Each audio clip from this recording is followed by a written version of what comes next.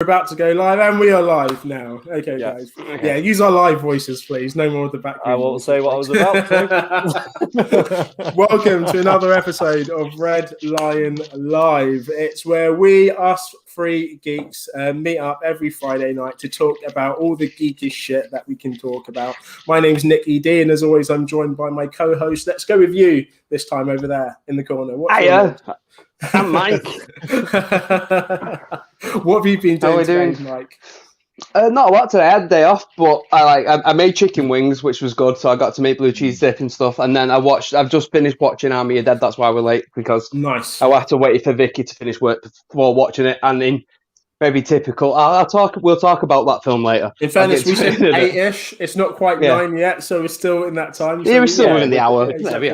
We're still within tolerable levels. Yeah, exactly. Red line tolerable levels, definitely. And you down there speaking to us. Who are you?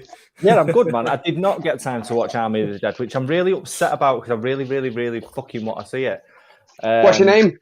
What's your name? Who are you? Not how. Who? I don't care how. Oh yeah, I'm Alan, by the way. I think I'm down here as the talented bastard you are. This week. Just because I felt like changing it up. Safe shouts to Linda. Thank you very much for tuning in. Number one fan, always tuned in. She's doing the Pod of Mercy podcast. You can see it on. It's our own YouTube channel, isn't it? Pod of Mercy. Pod of Mercy, and it's also on the Sarcasm City. Sarcasm City, well. Yeah, get Chef from Sarcasm City every second Wednesday. Yeah, shout out Sarcasm City. I think the Talk About It Network special will be next week. Probably we haven't discussed it yet. Yeah, we haven't discussed it yet, but it's probably going to be next week. So tune in for that, because that'll be loads and loads of fun. And today is going to be loads of fun as well. And next week also will be What's Politicking You Off as well, with Linda and Mr. Mike. Linda's not over there next week, which is sad. She's not going to be there. Yeah. She's not going to be there next week, but she's going to be on the Talk About It Network special. Yeah, she's going away with her mum. Okay. I'm not sure yet. We'll find out during closer to the week, but cool. I enjoyed this week's episode. I really did. Good. I'm glad. Like I don't. It was awkward at times. Some of the topics, I was just like, well, I really don't want to talk about this. I really enjoyed it because it's stuff that's never on my radar, because it's not stuff that I look at in the news at all. So yeah, I did enjoy it. I listened to it on my way to work. It was great. That's why I enjoy listening to it as well, because it is stuff that I wouldn't think about, or things that I may have missed or whatever. And you guys describe it so nicely. Kind of, it really is unbiased. But obviously, you guys do have your own kind of focused agendas on it. But I'm usually on the side of you guys, so I'd agree with most of what you're all saying, anyways. Because you've got a bit of empathy about you these days. That's all it takes to be on my side normally. Man, I'm trying my New Year's resolution, as you know. Yeah, empathy. Yeah, man. I studied it last year, and this year I'm putting it into practice. So giving it my best. I should do that. You should make make baby steps. Is all I'm going to say, Alan. It took me a while. I made a lot of enemies. Year, apparently. Yeah, I made a lot of enemies before I kind of overcame it. Before people started realizing I was actually trying to be empathetic, not just a sarcastic bastard. Lost many good friends. For no reason. Beer tasting as well today. So we're going to be talking about a lot of things. So last week, Alan set us an assignment. He said that we needed to recast the Fantastic Four and X-Men to whatever cast we wanted, and give us the actors as well. So I think I can be fair to say that we've all done our homework on that. Hopefully you guys have done something as well. I'm not going to lie. I set the assignment. Oh, you were the worst. You were the worst. I mean, that night I started writing shit down. I mean, my God. I shit you not on. I don't do this, but on people's lives, whatever, people I care about. I forgot about it until Mike texted this morning, and then I went, "Oh shit, I need to do that." But I have got a list, and I am actually very, very happy with it. So yeah, good stuff, mate. I don't know. A lot of my list is questionable, but not only have I got my X-Men list is something that I'm going to throw out there and take it or leave it, but it's my Fantastic Four. Not only have I got a list, but I've got a bit of a story as well to go along with it. So hopefully it'll make the characters make a bit more sense. Also, what we're doing today, guys, is we're going to review the Snake Eyes trailer. that came out as well this week. We're going to have a quick talk about that. Alan's going to have a quick look at it now because he obviously hasn't watched it. Right, so let's just move him from that while he has a quick look just now. I can see what he's trying to do. So just get him out for a second. While we do that, I want to, we're going to be doing beer tasting, and what else are we doing today as well?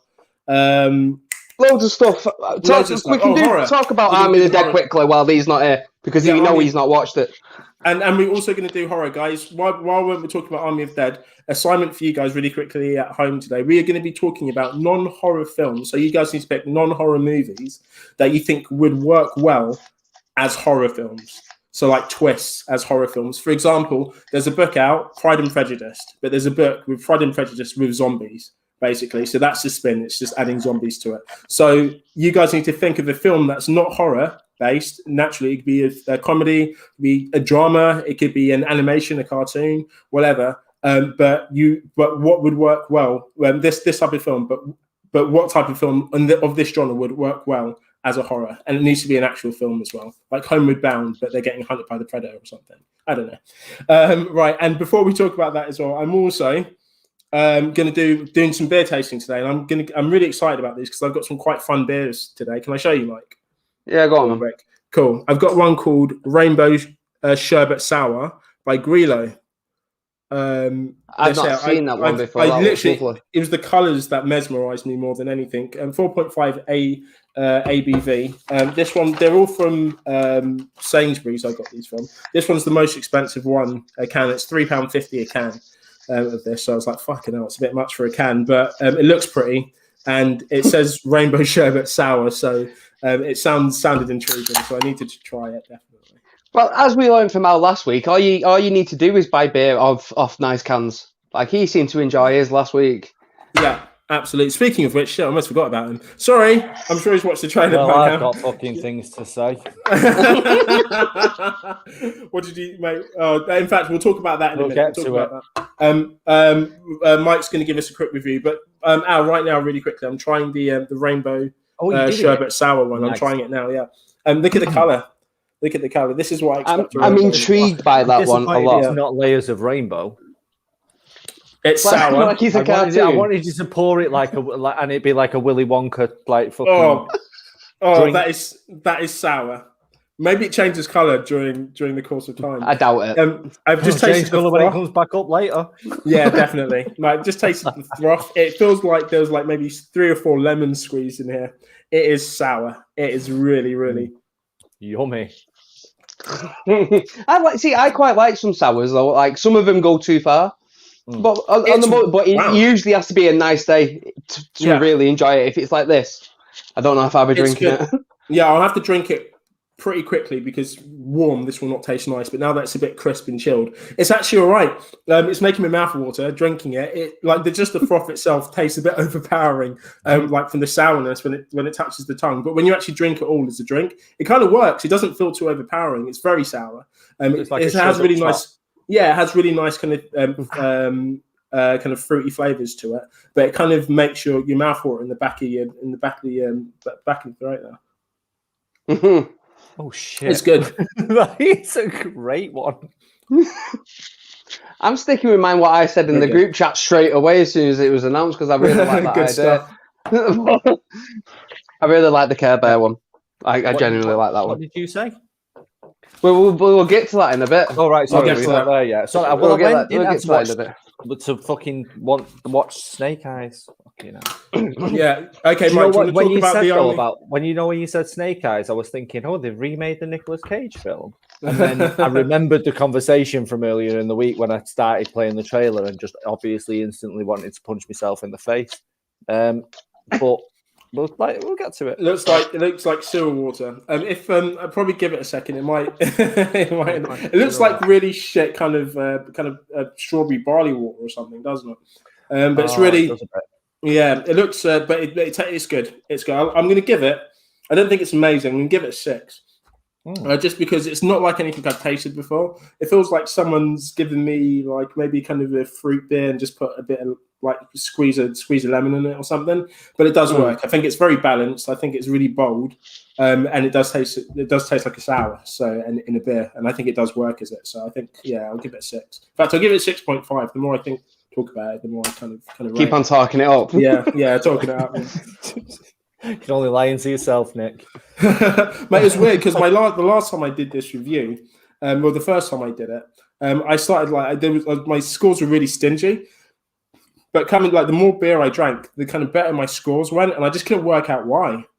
I wonder. Mystery. Absolute mystery, mate. Absolutely baffles my mind. You know what I mean? It's one for the scientists, really, isn't it? It's one for the heavens. It really is. Only God knows. Some deep thought. Only God knows. I don't think anyone could really work it out. No. But yeah, there you go. All right, Mike, Army of Darkness. What are we saying about that? Not Army of Darkness. I wish it was Army of Darkness. Great film. Sorry, excuse me. Sorry.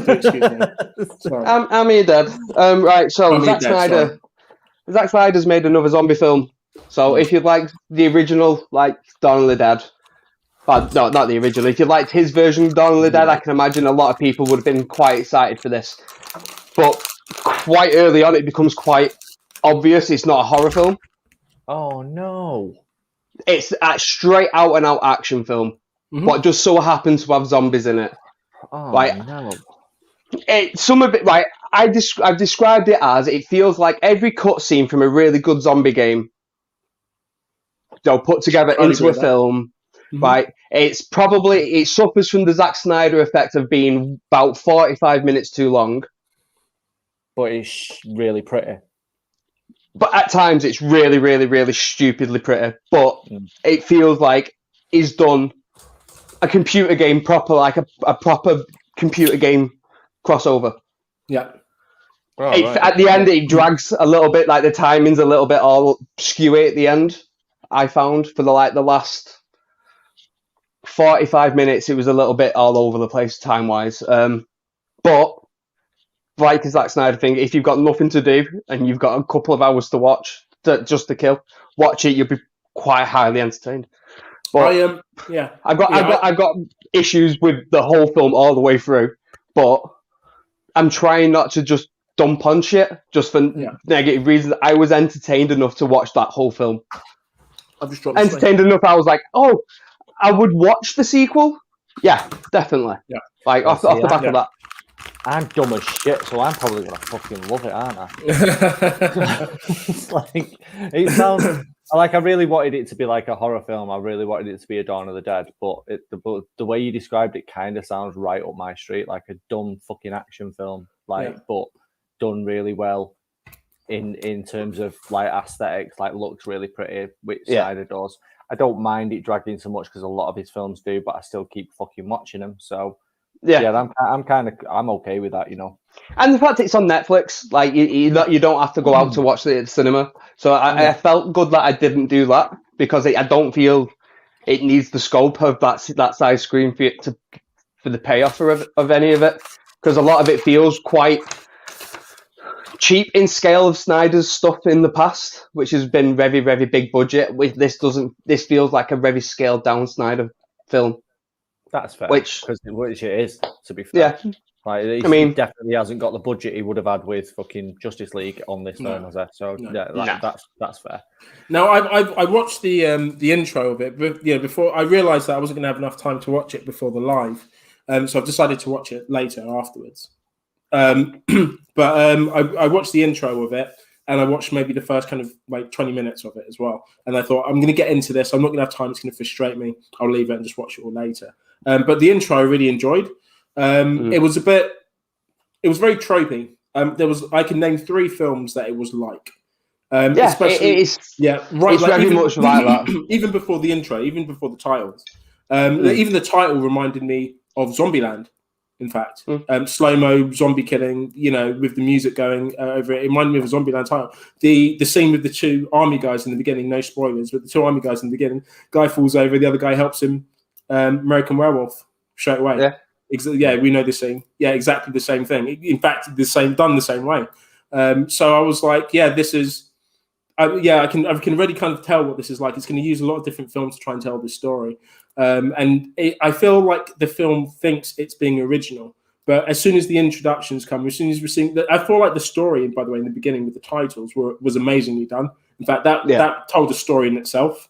Which I think it needs that. It's like a big exposition. Oh, fucking hell. Can't get my words out. It's needed just to set the story up, like the base of that story, because it's pretty much right. Here we go, bang, you're in. And fuck off, you were going. Like, and it doesn't really like pick its foot off the pace like for a good hour, basically. And then it has a little lull. And then it doesn't feel like it does. It doesn't feel like it does. Yeah. Even to the scene straight away in Vegas, I was just like, wow, like this introduction, because like Zombieland was a bit more just different people around the world and how it's affecting them with some really cool kind of scenes. I remember the guy running in slow motion with zombie on fire, kind of funny after. Yeah, the guy in the tuxedo doing the shooting in slow motion. Was it Metallica? Tuning the bell tolls. Through all the rules. Yeah, and it was great, and it was just it was just amazing. And it kind of reminded me of that, especially with the kind of shiny pink titles that were coming on as well. It was kind of just different in contrast, but I think they tried to stick with the Las Vegas type of theme, especially with the music. Yeah, the neon type of look. So from what I saw of it, it was interesting. I could see what it was like. I think it, like, just from the title, I think it may have taken itself a bit too seriously from the start. And like that's how I've kind of grounded it. I'm seeing this as quite fun. I think it's taken itself a bit too seriously than what it is, but from the titles as well, I think it thinks it's more unique than it is as well, because again, it just said, for me, it screams Zombieland straight away. So I was like, you're like this, you're not unique. But I'm intrigued to see what happens. You know, I'm intrigued about the characters and how they're all going to come together. The zombie horde as well looks amazing. Like all of them together, they look insane. The graphics look absolutely on point. I'm loving the gore as well, the gore effects in it. Even in the titles, you see a zombie getting machine gunned to absolute fuckery, and that was right in the start. So I was like, that's the point where I was like, I need to really appreciate this. But that's it. It's action gore, not like horror gore. Horror gore. Like there's glimpses of it, like when you see someone getting the jaw ripped off. Yeah. Like there is very small glimpses of like that type of thing, but a lot of it is you're seeing a zombie getting blown apart by a 50 caliber machine gun, like bit by bit, but blowing apart. Like that's not horror like gore. Like it's just wow, that looks cool as shit. Yeah, RoboCop shit, like action gore. Yeah. You just properly sold it even more though, because you just went Zombieland, RoboCop, and what was the other one you mentioned? That American Werewolf. American Werewolf. You just named a ton of films. Oh, there's a bit of Lord of the Rings in there as well. Oh, I'm into it. Yeah, I'm all there's a big dose of Lord of the Rings in across parts of it. Genuinely, I'm actually properly excited to see it now, because like I don't really. Sometimes like I really care about good, like well told stories and stuff, but sometimes I just want to watch a dumb fucking film that I can just enjoy. Yeah. It's not particularly well told, but it pays off perfectly for what it was. If it plays like homage to all those films that I really love, and I can just like quietly sit on my own and just go, yeah, that's that. Or watch it with Harry. I mean, is it like, I'm assuming it's an 18? Yes. Yeah, it is. I don't even check age ranges anymore. Yeah. I wanted to see, because I was a bit surprised about the gore straight away. I thought it was a 15. When I watched it, I was like, damn, this is pretty heavy, but it's an 18. Zombieland, so fuck it. Yeah. Like, whatever. I've seen Sean. Well, it's stupid. Again, with it being Zack Snyder and then doing another zombie film, I automatically jumped to, right, it's definitely going to be an 18. Like, I just didn't question it. Like, just as a... It would make no sense for him to back down, Joe, from where he was. Like, when you can do so much more now with, like, even less of a budget. Like, it would make no sense for it to go tonal down in gore and casualties and blood and explosions. It make no sense, would it? No, absolutely not. No, you just want to see as much like explosions and gore and blood and shit as possible. I'm looking forward to watching it later. Zombie tigers, like a big zombie tiger. I forgot about that. Yeah, I forgot about that. Yeah, that's actually that's what put it back on my radar, because I'd seen it a couple of weeks ago. I was like, oh, Snyder's making a zombie film. And then I'd seen it, just scrolling through Facebook, and there was like a really weird, kind of well done 3D advert for Netflix where the tiger kind of popped out of the screen, and it was a zombie tiger. And it was like, what happens? I think the tagline was something like, what happens in Vegas stays the fucking Vegas. And it's just a big zombie tiger. I was like, oh, cool. That looks fucking mint. And then, but the wording of it felt like like a Red Lion, what we would say if we was going to push a film. So that straight away, and because obviously the logo is red, I just instantly just went, oh, right, it's posted, and then obviously it wasn't. I was just like, oh shit, and then like straight away I was like, oh fuck it, yeah, I'll watch that definitely. I didn't realize it was this week, so yeah, I'm looking forward to it. Mate, good, mate. Same. I'm looking forward to watching it later. Pissed out of me nut. Really am. It's going to be one of that. I'm going to start screaming at the zombies drunk out of my face at 2:00 in the morning. There's going to be fucking zombie tiger. I fucking sounded more London than you just did. I'm going to watch it later. Pissed out of me fucking nut. Pissed out of me fucking nut. Fucking mortal, mate. I'm going to die. Dashing bottles of beer. Empty bottles at the TV. Done. Fuck off, you zombie cunts. Back off. Right. All right, cool. All right, well, we'll make sure we give that a watch. You guys as well at home, make sure you give it a watch and tell us what you think as well, and just drop us your notes. We'll do a post or something to reveal about it if we get enough feedback. I'm moving on from Miss Sourness, and I'm going to this. Al, you swore by this one, did you not? It's so nice. Shake down. Honey, shake down. I don't think I've had that one. Tiny Rebel Shakedown. We come on. So I went to Scotland a couple of years ago. We stayed in Fort William in like a backpackers lodge. Well, we stayed near. I think it was like near Loch Ness in a backpackers lodge. Debbie and Georgia went to bed. And me and Harry stayed up and played chess in like the little communal area, like bar. So we just got a chessboard out, played chess. I got a pint, and it was that. And oh my god, it's so nice. It's mango. We're gonna have to have a look out for beautifulness. Like it's just fucking delicious. I mean, even when I cracked open the can here, I got the mango coming through straight away. This is Shakedown, a Tiny Rebel mango. Vermont IPA. It's 4.5%. This was £2 per can in Sainsbury's as well. If you're looking to buy and you want to watch the pennies, £2 a can's not cheap. No, for a little beer, but it is definitely worth it. Yeah, that's really it's not one. It's not a beer that you're drinking to get pissed on, though, is it? It's something you're drinking for enjoyment. Yeah, it's really just. Well, I drink all beer for enjoyment. It's a bit more bitter than what I thought it would be, especially from the flavors. But I'm enjoying that flavor, and it comes through, and it doesn't linger too much. Sometimes some beers come through really bitter. It's there. It kind of punches you straight away, and then it disappears quite nicely after. Then you get all the kind of mango flavors as well, and the aromatic hops. This is really nice. This is really nice. It's a really good beer. I know, it really is. It's delicious. I drink that. That's the sort of drink that I'd have like on a beach. Do you know what I mean? You've just been for a walk. You're sweaty as fuck. You get to the beach. You're just like, what do I want to drink? Beer and mango. Like that's it. Fair enough. That's what, is that what you say to your waiter? Beer just walked and through Salford. mango. I'm sweaty as fuck. I've arrived at the pub. What do I want to drink? Beer and mango. Shouts to Vix, what are you saying? Beer and mango. Well, see, I've walked to the beach from Manchester. Yeah. Right, I want a beer and I want mango, preferably in one glass, if that's fucking okay. 60 miles from here to Blackpool. So we're not talking a holiday, are we? We're just talking you go Blackpool. You drink it on that. Yeah, but also like abroad.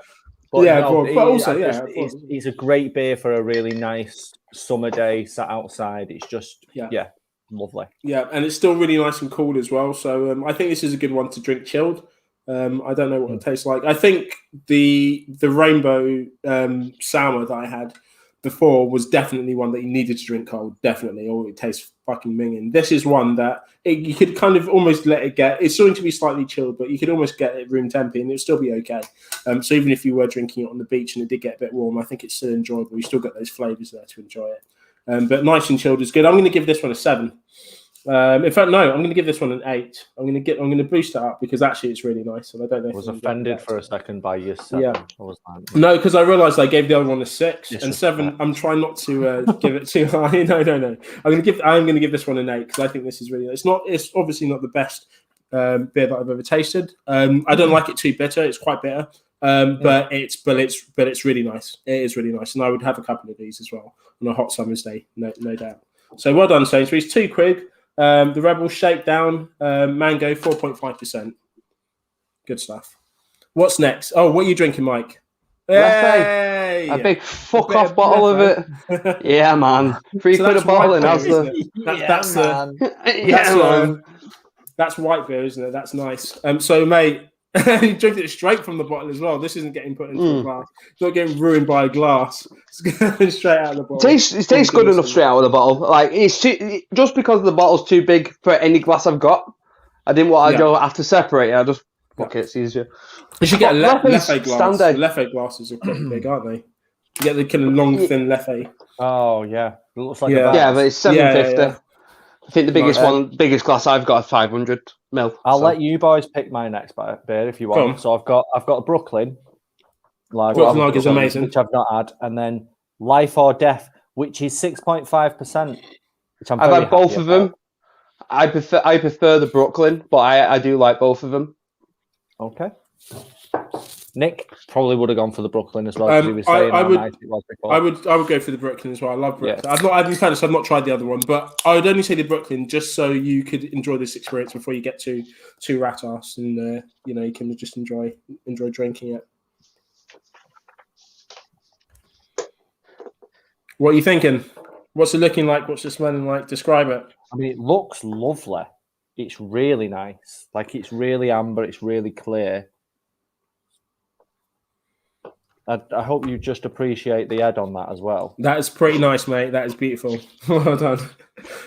Mate, let's not make those jokes. It's too early. It's never too early, Nick. It's never too early. That's what she said. Oh, that is nice. You can't beat a nice Brooklyn. Party, isn't it? It's if we went to the Woody. What's the place that we go to in town in the Printworks where they have the massive fucking beer keller? Beer keller, yeah, like beer keller. Unless we mate, a fucking thing of that, Steiner of that would be fucking beautiful. Oh, that'd put me on my back, mate. But it's still good. I drank. What did I drink? Yeah, Cane and Green sell it on tap. I'm pretty sure that still. I think but I haven't obviously been in COVID and all that. But they used to sell it on tap. Do you know what? It's always nice. Do you know what? Us three, mate. Here's what we're going to do. Us three. The first time we go back out again together, we'll go and find it. We're going to go find Brooklyn Lager and. Are we just going to look around town for Brooklyn Lager? Well, no. We're going to go to every pub, drink. I was going to say, can I suggest we start at Wetherspoon? Well, no, actually, let's not start at Wetherspoon. But let's start at a pub where we definitely know it isn't sold. Yeah, and then just should we continue to search for this mythical creature? Shall I just find out where it is sold, and then we just start the stay away from other end of town? Until we've been out like a solid 13 hours. Yeah, exactly. Just keep on going in and out Joey Alt's pubs. Oh no, they don't sell it. Might as well get around or diamond or glitter, and then I'm gonna die. They sell the bottles though, don't they? No, I don't want a bottle. I want a pint. I want someone to pour me a pint from a barrel, from a pump. I want someone to go, there you go, sir. I want them to cut it with a knife. Like, I want to cut it with a knife? Like, yeah, like them Stella fucking blades that you get where they cut the head off it. Like, I want to go into a pub and service. Have someone be happy to serve me a drink and me be happy to receive it and just be like, there's a lovely tip. Thank you for my drink. I will enjoy it. I want the experience of being out and in a pub again. I need it in my life. No Wetherspoons ever. Now, I know I said it, Linda, because it was like a go-to place because it's for like events that start early and Wetherspoons opens early, but never again. Yeah, no, mate. Wetherspoons is not my place to go. Anyways, no. Apart from if we're meeting up before an event. That's what I mean. It's just, only because it's open early. Yeah, like, but if there's any other places, but we've done that before. Like if there are other places that are open early that sell beer, we will. The cafe to them. That cafe, where we sat with the trophy and shit. We were just sat in there. Oh yeah, that was the day that I had I had one of the. We'll talk about that later. That was the day. Yeah. That was awkward. I don't know if I'm allowed back. Let's not overshare on a live, Nick. No. Yeah, no, that's not. Never mind. Whatever. Well, anyway, whatever. that was the day. That was the day. We didn't go to Wetherspoons. That was I think we belong in the Wetherspoons doing shit like that. I mean, but anyway, to be fair, we do belong in the Wetherspoons sometimes because me and Mike got kicked out of 2 of them because we were too early. Yeah, that's true. Like, we are those guys that go when you walk into a Wetherspoons and they say, sorry, we're not serving yet. And then you walk across town to another Wetherspoons and they go, sorry, we're not serving yet. There's an issue. When you've walked 20 minutes from one to another and they're still not serving because it's too early and it's Wetherspoons. Some concerns. Maybe we fucked up. Yeah. Yeah, especially with Wetherspoons are saying that as well. That's when you need. I mean, this was before. This was obviously pre-pandemic and pre-fucking fuckery and just bullshit. Well, that was nice. That was nice to reflect on that. But yeah, you're quite right. You need to kind of reevaluate your life a little bit when you're getting kind of turned away from Wetherspoons, I suppose. Yeah, you really do. I mean, we didn't, obviously. We just continued to drink for the next fucking 17 hours or something shit like that. Yeah, that was before an event. That's the thing as well. The thing that I was talking to Briggsy about it the other day, and I said, what I'm going to really love about, obviously, before when everyone's back, I'm doing another shoot the week before for Premier Battles as well. So I said, what I'm going to really love is enjoying like the crowds again, enjoying the atmosphere, enjoying the ambience, and kind of having a few beers and enjoying having a laugh with my mates.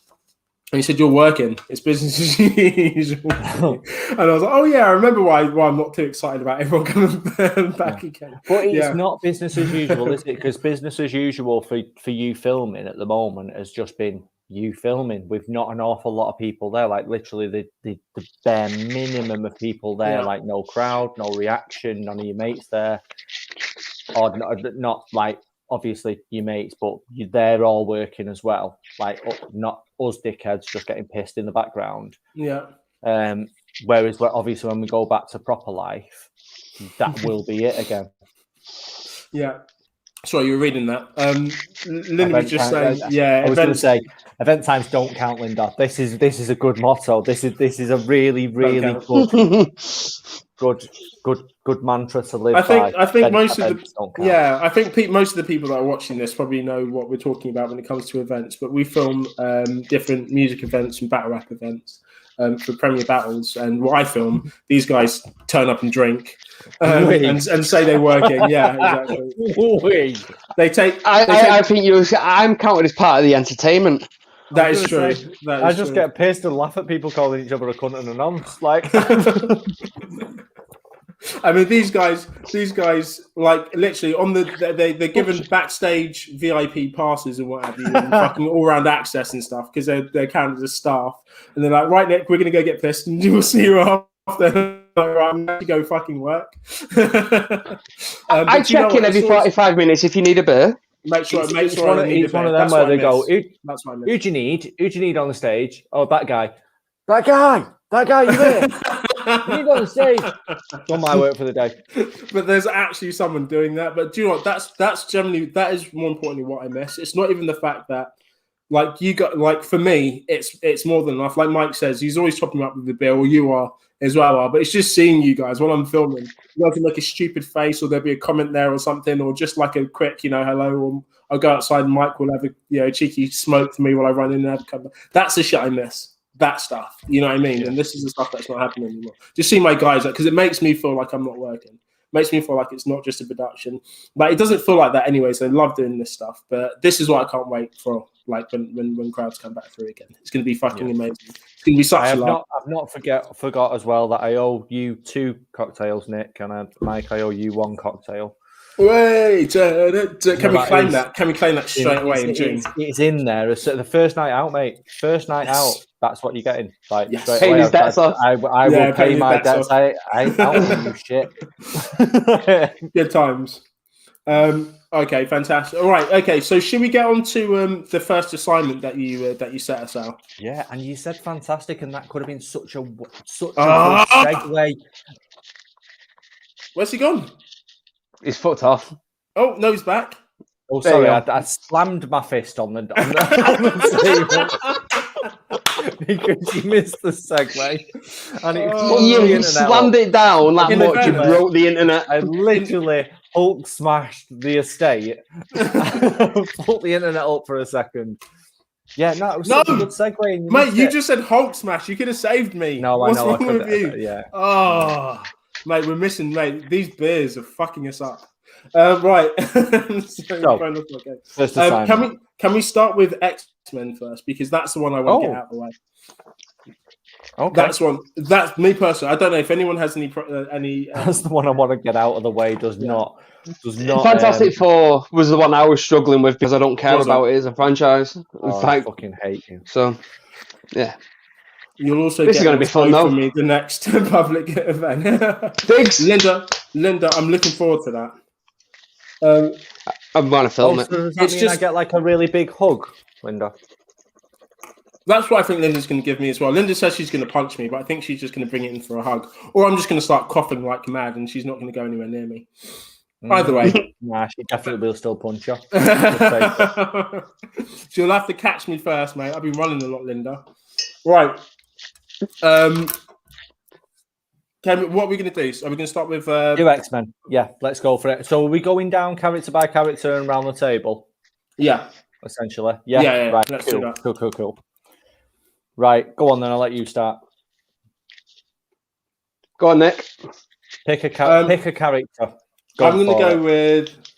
Let's go with Jean Grey. Okay. Oh, okay. I'm happy with that one. Yep. I'm going with Jennifer Connelly. Nice. Oh, yes. You went old. You'll see why. You went. You're going to bask in my glory in a bit. You went old, but yeah, okay. Okay. That was quite... So my one was and I'm gonna fuck up the pronunciation for this. Oh, Linda's come back. I'll probably slap you instead, Nick. My nails too long. Do you know what I enjoy? Do you know what? I like I'm into my kind of my French stuff, so a slap as well would be quite nice from Linda. Do you know what, Linda? In all seriousness, I'm actually looking forward to seeing you again. Because it's been too long. You could always just stab him with your nails. Please don't. Please understand. I still need to film this event. Cheeks, though, aren't he? I was going to say he's got cheeks. He's got a chest. Like there's arms. There's a lot of flesh available that will not hinder him from carrying on his work for that day. Thank you, Alan. You're welcome. Right, so remind me to thank you about this after as well. Right, I can't remember the. I'm going to screw up the pronunciation for this. So is it Cerise Ronan? Saoirse. Is it Saoirse Ronan? Is it Saoirse Ronan? Yeah. From Hannah, and that's my Jean Grey. So weirdly, that is who I had as Jean Grey. What? She's going to wait till you finish filming and fuck you up. She's going to be like, do you know that How I Met Your Mother episode with the 5 slaps? It's going to be like that, where you're just going to constantly live your life waiting for that Linda slap and never it's going to be entertaining. Just constantly be on edge. And go insane. She's never going to catch me. She can't catch me. Oh, she'll catch you. I'm gonna do like a Homer Simpson. I'm just gonna wait till she gets exhausted, and I'm just gonna hug her. Right. Anyways, go on. Yeah, and then enrage her again. She will probably be more second wind. Oh, stop it! I'm in a good place. So all this violence. Go on. Yeah. Saoirse Ronan's a great pick. Great. It's who I had down for Jean Grey first, but then I felt like I changed it to Emma Stone. No. So I just went downgraded. Yeah, because Jean's a bit of a basic bitch, isn't she? Like in the original 90s cartoon. Like she's not that developed, and I fucking love Emma Stone, but she's not a super complex character initially, but she has room to grow. And I feel like Emma can do basic and then grow. So I was cool with it. I was just like, yeah, I'll go with that because that works because she can do both average and timid and shy and a little bit vulnerable, but then also be like a badass bitch. Yeah, agreed. Okay, I agree. Ish. Yeah, I wouldn't cast her in this. She wouldn't be my pick. But I understand why, and I understand that you do.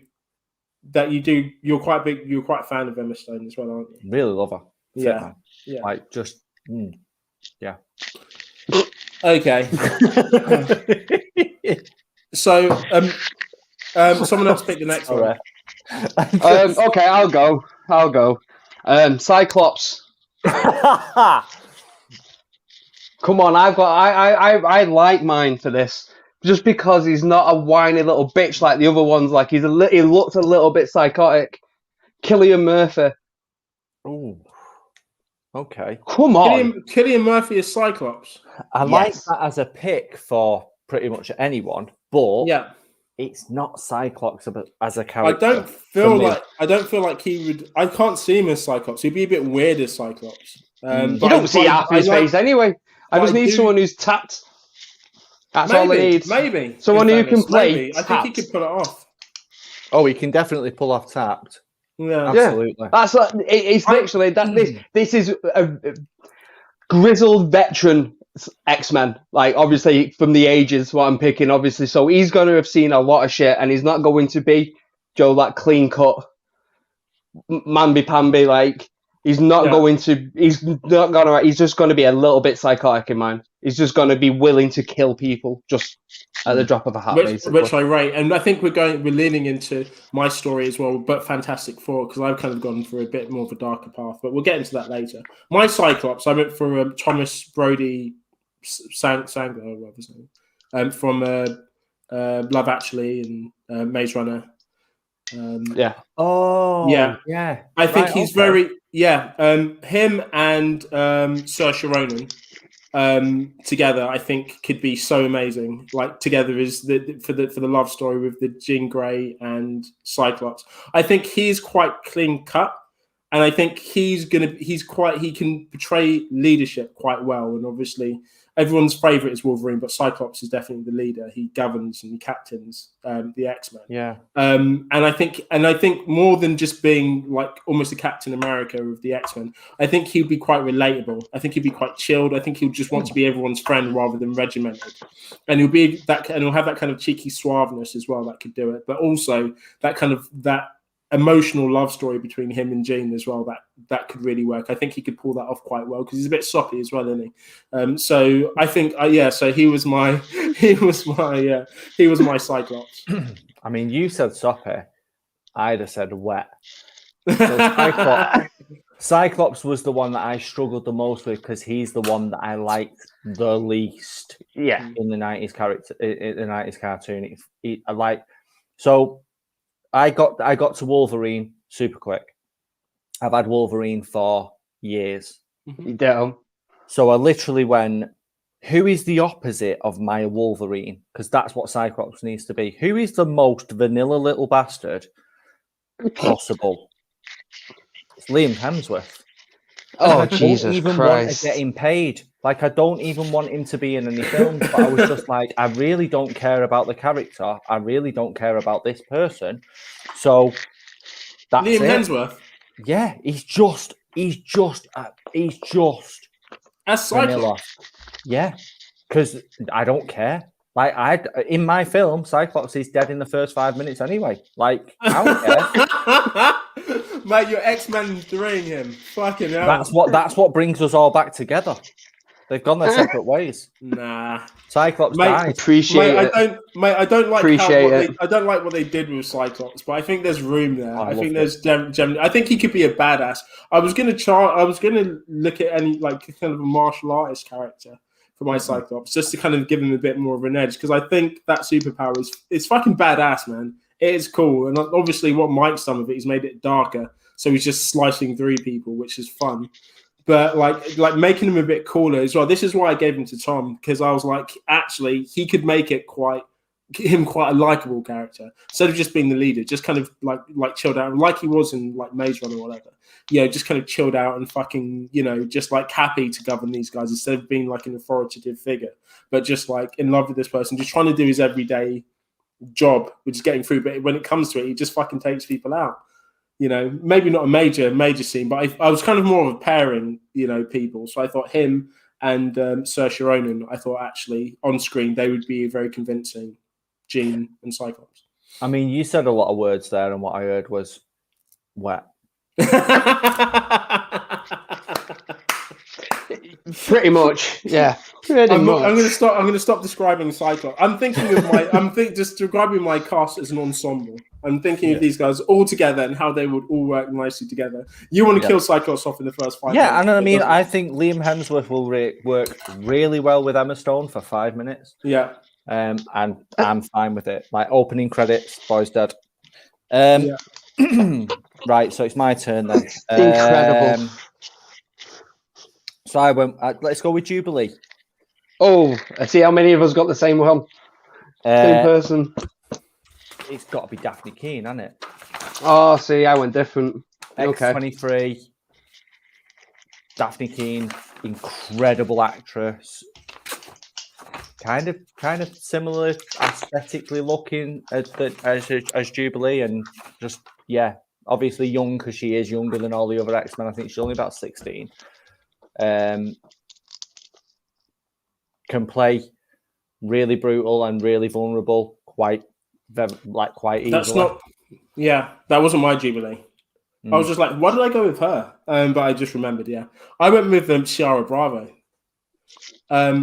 And she was she played alongside what's his name, Tom fucking Spider-Man. Holland. Tom Holland. Holland in Cherry. She was I've still not watched it. Yeah. That's the only film I've seen her in. But I loved fucking hell, like she's Jubilee, man. It's her. Like it really is. Like the youth, the passion, the excitement, her acting abilities and range as well to it. I thought she worked well alongside loads of different other people, and she was brilliant in that film. And her youth as well, obviously that pushed it forward. I'm looking out for her in other films as well, because I think she was really good in that. I think she had a very good range. I'd never seen her before in any other film apart from that. So I thought it was quite interesting to see her work alongside someone like Tom Holland and still hold her own. But I think as Jubilee, I think she would be really good.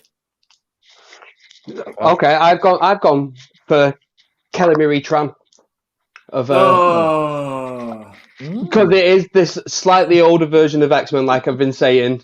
I just feel like the hatred that she must have inside herself now from the Star Wars franchise should be able to make Jubilee somewhat palatable for me.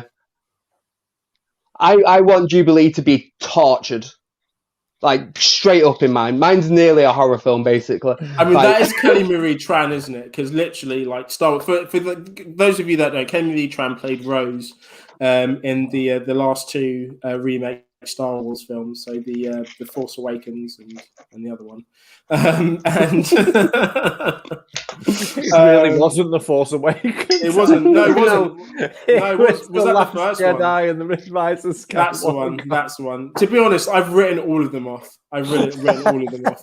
They're all the same. They're all the same to me. It doesn't matter. The Force Awakens is the only one that I care about. That's I was going to say you mentioned the only one you actually like. Yeah, actually, I mentioned the only one I actually give a fuck about. Yeah, but she got a lot of shit from Star Wars fans, and it wasn't a lot of shit from everyone. It was from everyone. In fairness, I mean, I didn't say anything to her, but her character I did not like. I said that very vocally. I feel like there's a massive difference between not enjoying a film and victimizing a person. And this is where the Star Wars guys need to fucking understand. Wind it in. Yeah. Wind it in, guys. Star Wars is a film. I love it. I love the Star Wars lore. I love the Star Wars universe. I love what it represents, what it means to me, what it means to my family. I enjoy it as an entertainment purpose. I enjoy it for film value. I enjoy the limits that it's pushed. And visually, I love Star Wars. Yeah, leave the fucking actors alone because they're paid to do a fucking job in the human beings. There's no need for disrespect whatsoever. And a lot of these guys disrespected her racially, disrespected her because she's a woman. They disrespected her, just for so many reasons. Because she's Asian. Like, that's wild. Racially. It just didn't need to happen. It didn't need to happen. If you dislike the character, wild, it got ridiculous. It did get to the point where she cut off all of her social. Like she went off social media. Like you shouldn't.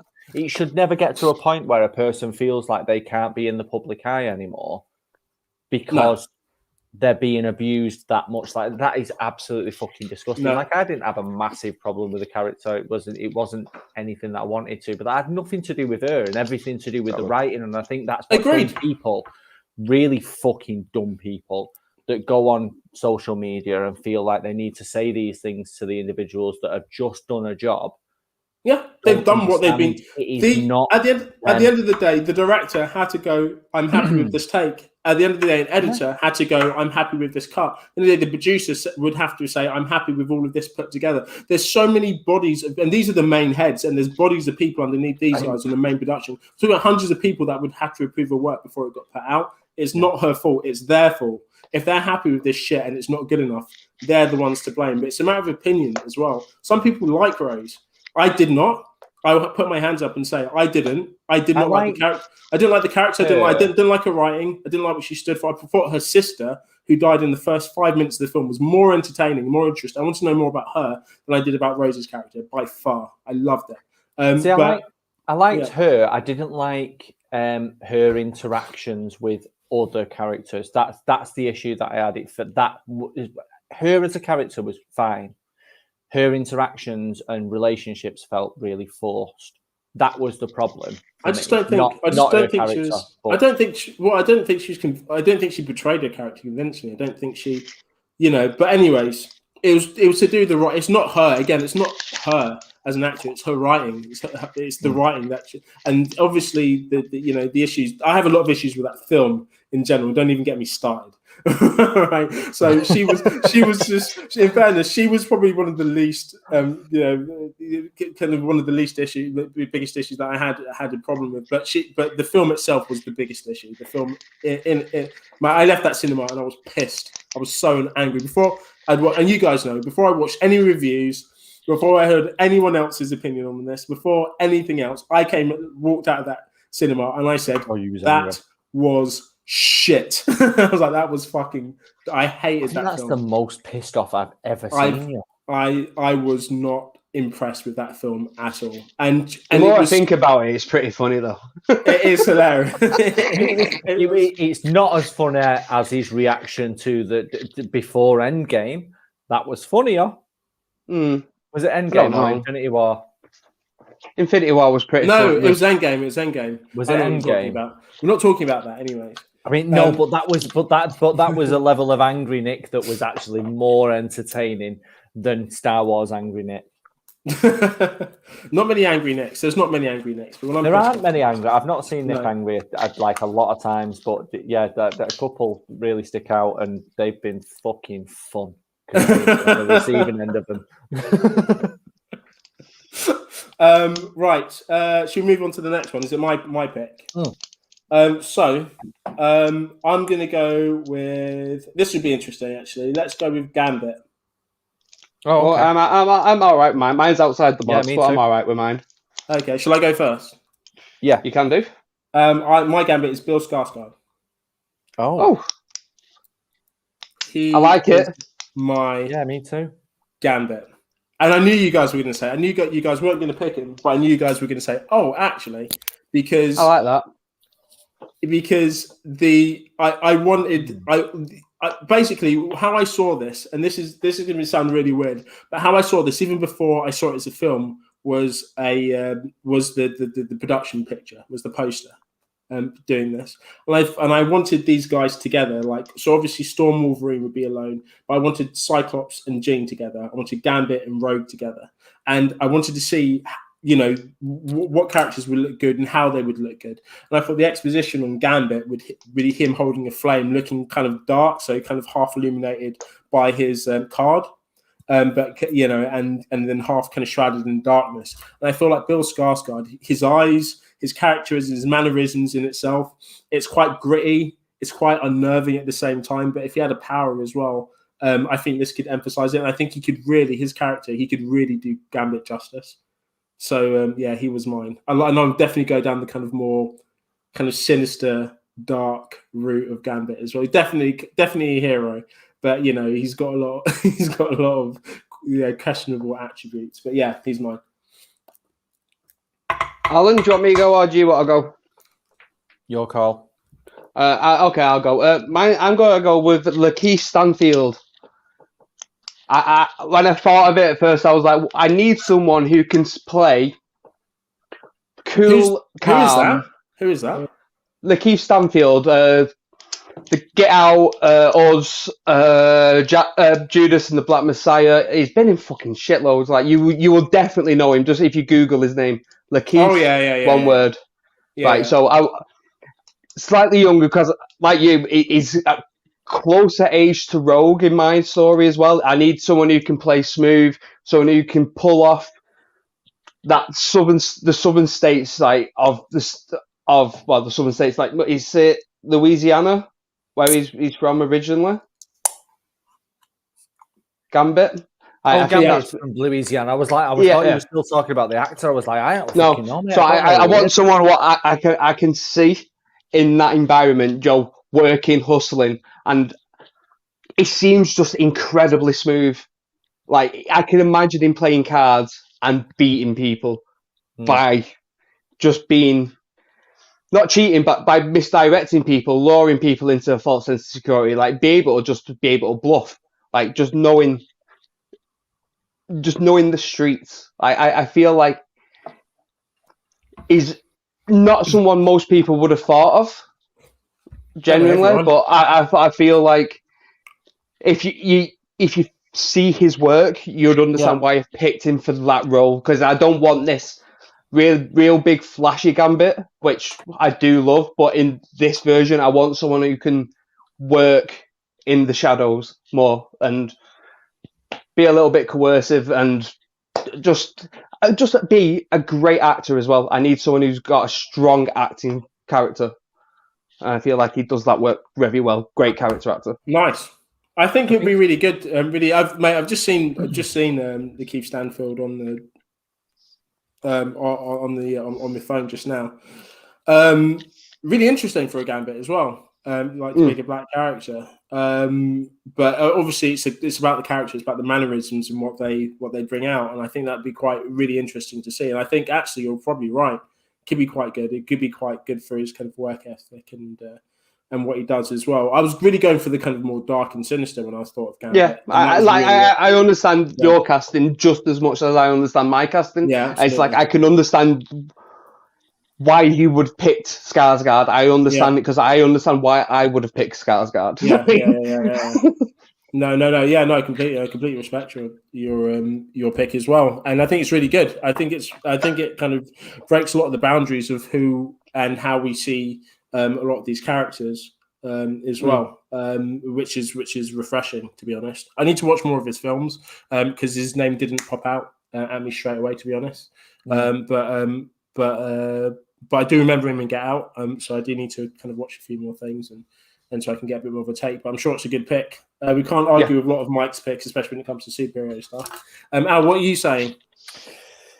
So mine was different to both of yours. I'm just looking at Lakeith Stanfield now, and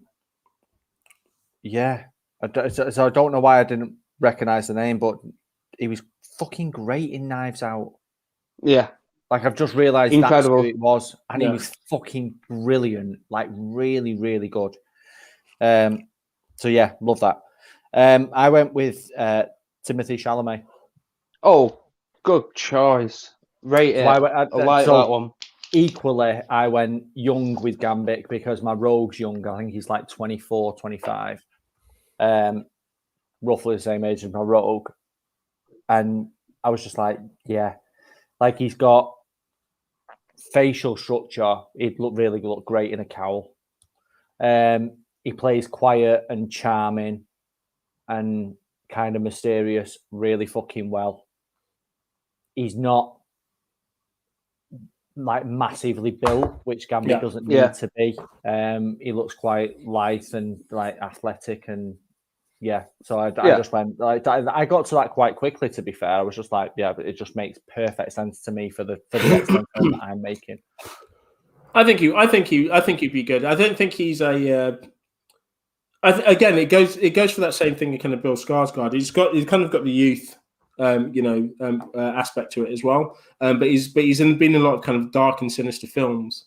Timothy Chalamet, and I think he'd do the character a lot of justice. I don't know if his range can quite go there because there's a lot of hurt with Gambit as well. So there's a lot of kind of darkness and a lot of build up. So it'd be interesting to see if his acting range could potentially go there. But look wise. Like if you're looking at it from how I'm going through, from again the poster POV, then he wouldn't look out of place at all. It looked like it fit the part, doesn't it? Yeah, definitely. Vicky's saying he's too strange. We've all just said, he looks the part. Yeah, that's right. You're not going to see most of his face. You're only going to see like his nose and jaw. Like that's all you're getting, isn't it? It's just unusual looking, right? So she says there needs to be kind of an injection of kind of attraction. I mean, I don't know. I feel like he's a fairly good-looking kid. To be fair, he's not.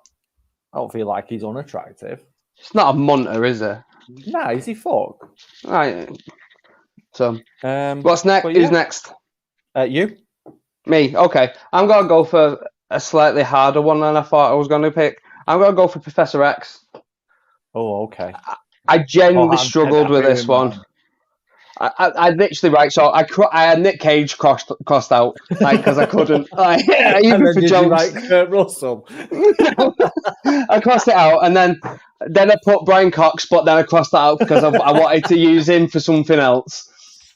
So I've ended up going with Ralph Fiennes. Oh, as Professor X, I feel with a skinhead. Not walking around and just being slightly mental, but as he's getting on in age, I feel like he can pull that off really well. Like, why? What? So I went Ralph Fiennes. Or Rafe, whatever. You say Rafe because he's Welsh, isn't he? But it's Ray. Yeah. So I went with him for Professor X, and then I changed it. And the only reason I changed it from Xavier being Fiennes is because I've seen him with a bald head, and if he's got a bald head again, all I'm seeing is Voldemort. Yeah, I get that, but he's got a nose. And that's Voldemort. Was this Ralph Fiennes? Who's this? Yeah. So that's literally the only reason that I didn't pick it. But I'm fine with that. Professor X. Yeah. Okay. Xavier. So for my Xavier, I changed it from Fiennes to Stephen Lang. Oh, I like that. I really like that because I'm interested to see what Stephen Lang would look like with a proper skinhead. If he looked like a light bulb, I feel like his head would look like a light bulb. Like, he really would. But proper bulbous top, kind of, like really kind of thin but also powerful looking. And he can clearly do intelligent really well. He can really like that casting. Frightening when he wants to. So yeah, Stephen Lang, that was probably one of my proudest ones. Really like that casting. Just before I go to my Professor X, I thought he was going to say Rick Moranis. Wow. That'd be crazy Professor X. That'd be brilliant. He went really out of the box with that one. That'd be right now, guys. I'm drinking Elvis juice. Great for Elvis. I've had it before. What do you think? What do you think of it? It's not like up there with like their other stuff. What I like. I really like the Punk IPA, but I feel like it's all right for one or two. But it's not one what you could stick with for prolonged periods of time. That's also what I'm drinking, and I got the big cans because just because it's punk in it and it's beautiful. No, most definitely. It's quite nice. The head's quite thick on that, but that's why I've That's what she said. Really nice. Mate, do you know what? Grapefruit infused, any kind of beer is brilliant. It just tastes amazing. This is a Brewdog one. It's a grapefruit infused IPA. This it's quite bitter. I'm not a massive fan of a lot of bitter things, but when it comes to IPA, there's a lot of aromatic hops that are used in IPAs that I quite like, so it takes off the kind of sting a little bit. This definitely happens on this. If you like grapefruit, it's going to be bitter anyways. It's good. I think it's really refreshing. It doesn't last too long. It's very powerful, quite punchy. It's 5.1%. This, if you care about the ones. Nice. So just slightly above what you get in kind of premium lagers. But yeah, this is really nice, really refreshing. It's just come out of the fridge as well. I'm going to rate this one. It's not quite as good as the Tiny Rebel, but it's much better than the kind of sour one that I had. I gave the Tiny Rebel a 8, so I'm going to give this one a 7. I think it kind of stands there. It's just kind of standards. So Ryan Reynolds, Professor X. Professor X. Because we're the same person, Linda, and like we've just brain share. That's just a thing. That's a thing. Brain sharing is a thing that I do with people that I actually like. We never brain share. I never brain share with Mike or Nick. Yeah, we never brain share, not once. I brain share with Mike quite a lot. Vicky brain shares quite often, and it's just a thing, isn't it? I didn't realize that we actually had to do Professor X. I've just spotted it, but my one I said Sam Jackson. My one I didn't realize we had to do Sam Jackson. We had to do Sam Jackson. We didn't realize we had to do Sam Jackson for. We do have to do Sam Jackson. That's why I didn't pick it. And I love it as Xavier. As soon as you put it in the group chat, I was like, I want to watch that version. Like, Sam Jackson, incredibly. Just wanted to stop time just so that he can say, motherfucker. Just want it. Yeah. I just want him to say what again, but in someone's head, so they can't escape it. Yeah, exactly. Please tell me you've cast Magneto as Jules. Yeah, John Travolta. Incredible. Yeah, exactly. Who else could it be? It's brilliant. Yeah, but I'm going to stick with Sam. I think only with my ragtag rebels of X-Men, I think these guys. I think Sam Jackson's the only guy that could keep these guys in order. Definitely. You can imagine little Thomas the Cyclops coming up to him, and he's like, "Oh, I think the X-Men are ready." What are you doing to me, motherfucker? Yeah, exactly. It'd definitely be something. What? They speak English and what? Yeah, Sam Jackson, most definitely. Let's keep him. A really quick shout out. If we're gonna, what are we doing next? Actually, because I've got one for Rogue here, and I'm going to get the pronunciation of this right. Give me 1 second while I just shut my blinds because some pervert's looking at me. 1 minute. How do you pronounce this? Marie Avgeropoulos.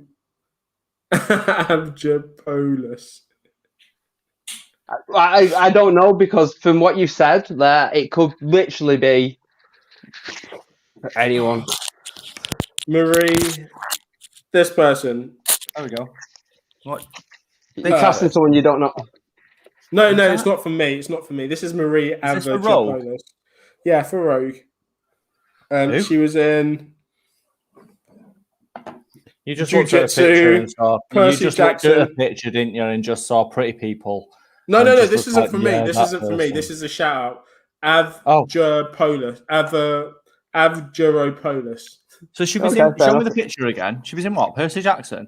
Yeah. Lightning Thief. Is it the kid that plays Annabeth? Yeah, I think so. Right. Yeah. Okay. This is who can actually act. This is who we've got. This is who we've been. This is who an anonymous person doesn't want to be linked to our website has. She played Octavia. She played Octavia in 100. She played Octavia in 100. I've just Okay. Yeah. This is that's a rogue. I've not seen her in many things, but she looks like a rogue, to be honest. It's not. I can give you my rogue. My rogue. So I'm happy with my rogue. Yeah, me too. My rogue's Felicity Jones. Oh, yeah. Suck out. That is sick. That is a sick pick. Yeah. Do you know, I get that. Yeah.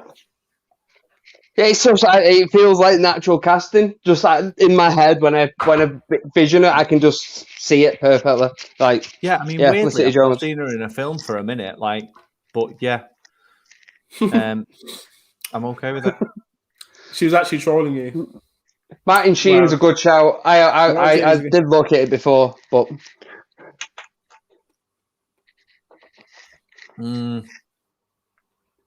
Oh, Alan disagrees. You've hurt him because of the brain thing. I'm not okay with Martin Sheen. Just in general, as a person. No. Fuck that guy.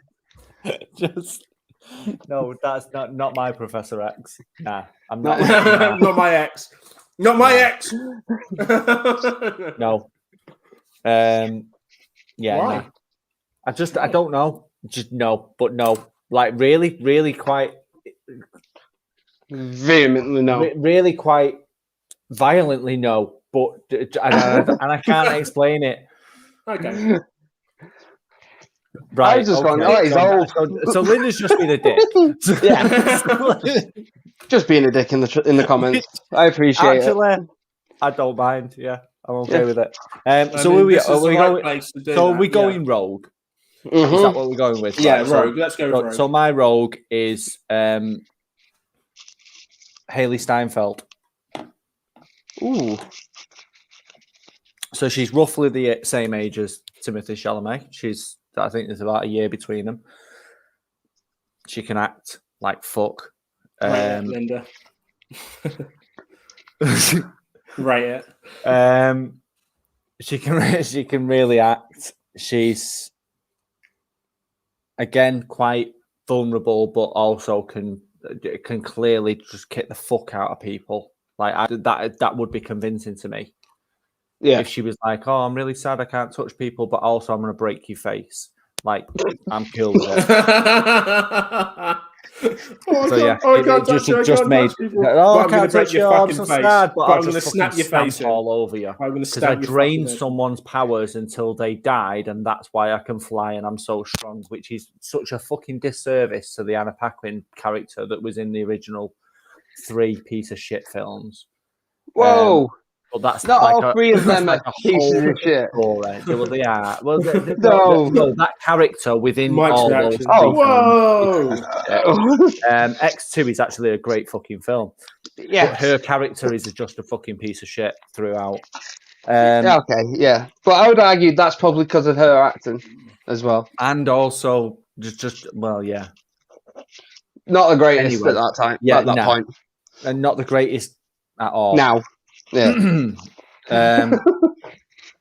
So yeah, Linda's saying Chloe Bailey, 100% serious pick for Rogue. Chloe Bailey. Yes, I can see that. If let me see you, Chloe Bailey. Young, I feel like younger though. Is that this sister? Is that the girl who's one the of the sister sisters? Of the one who's playing the Little Mermaid?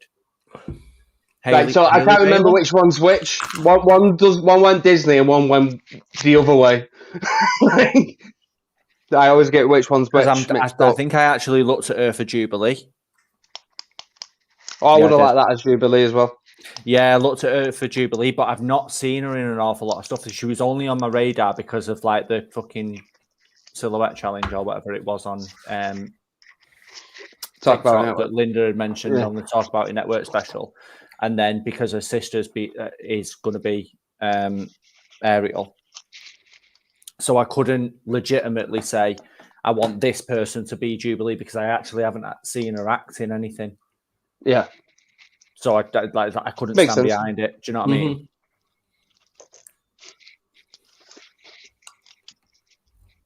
Where are we on to next? Right. Hold on. My Jubilee. No, my Rogue.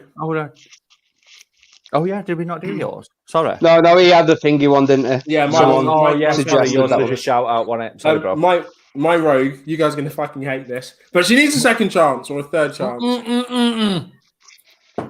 She needs another chance. Don't you do it. She needs another chance. Don't you do it. Daisy. Oh. Ridley. All right, okay. No, I'm not. I'm not. I thought you were going to say Anna Paquin. I was literally just about to throw my fucking laptop across the room. No.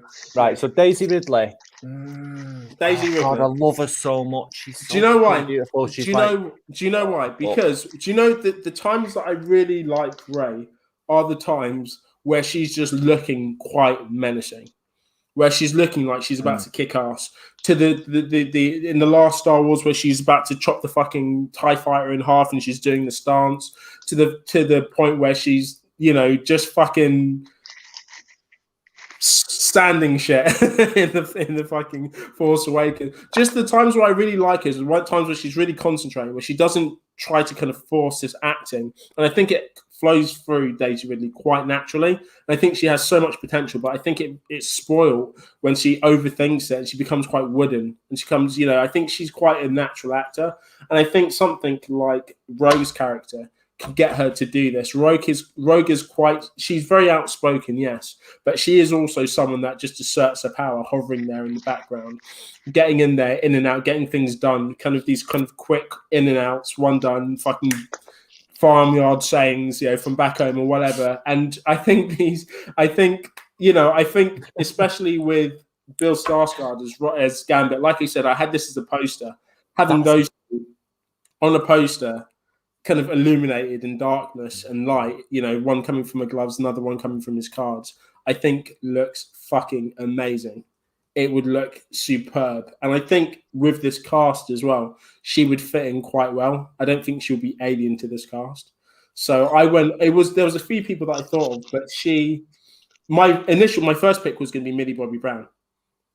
No, I looked at her for Jubilee again. She was going to be I wanted her to be my Rogue because I think if it was going to be a younger cast, I definitely think she could pull Rogue off. Definitely, in fact, quite easily. But obviously, she's 17 and Bill Skarsgård is like 32, and it was weird. No, yeah, it's kind of weird. Yeah. Mm-hmm. Okay. Wolverine. Just want to piss off Nick for a bit. I'm having to Google Star Wars characters because I've not watched one of the movies. Some of them are good, Linda. Some of them 3, 4. Okay.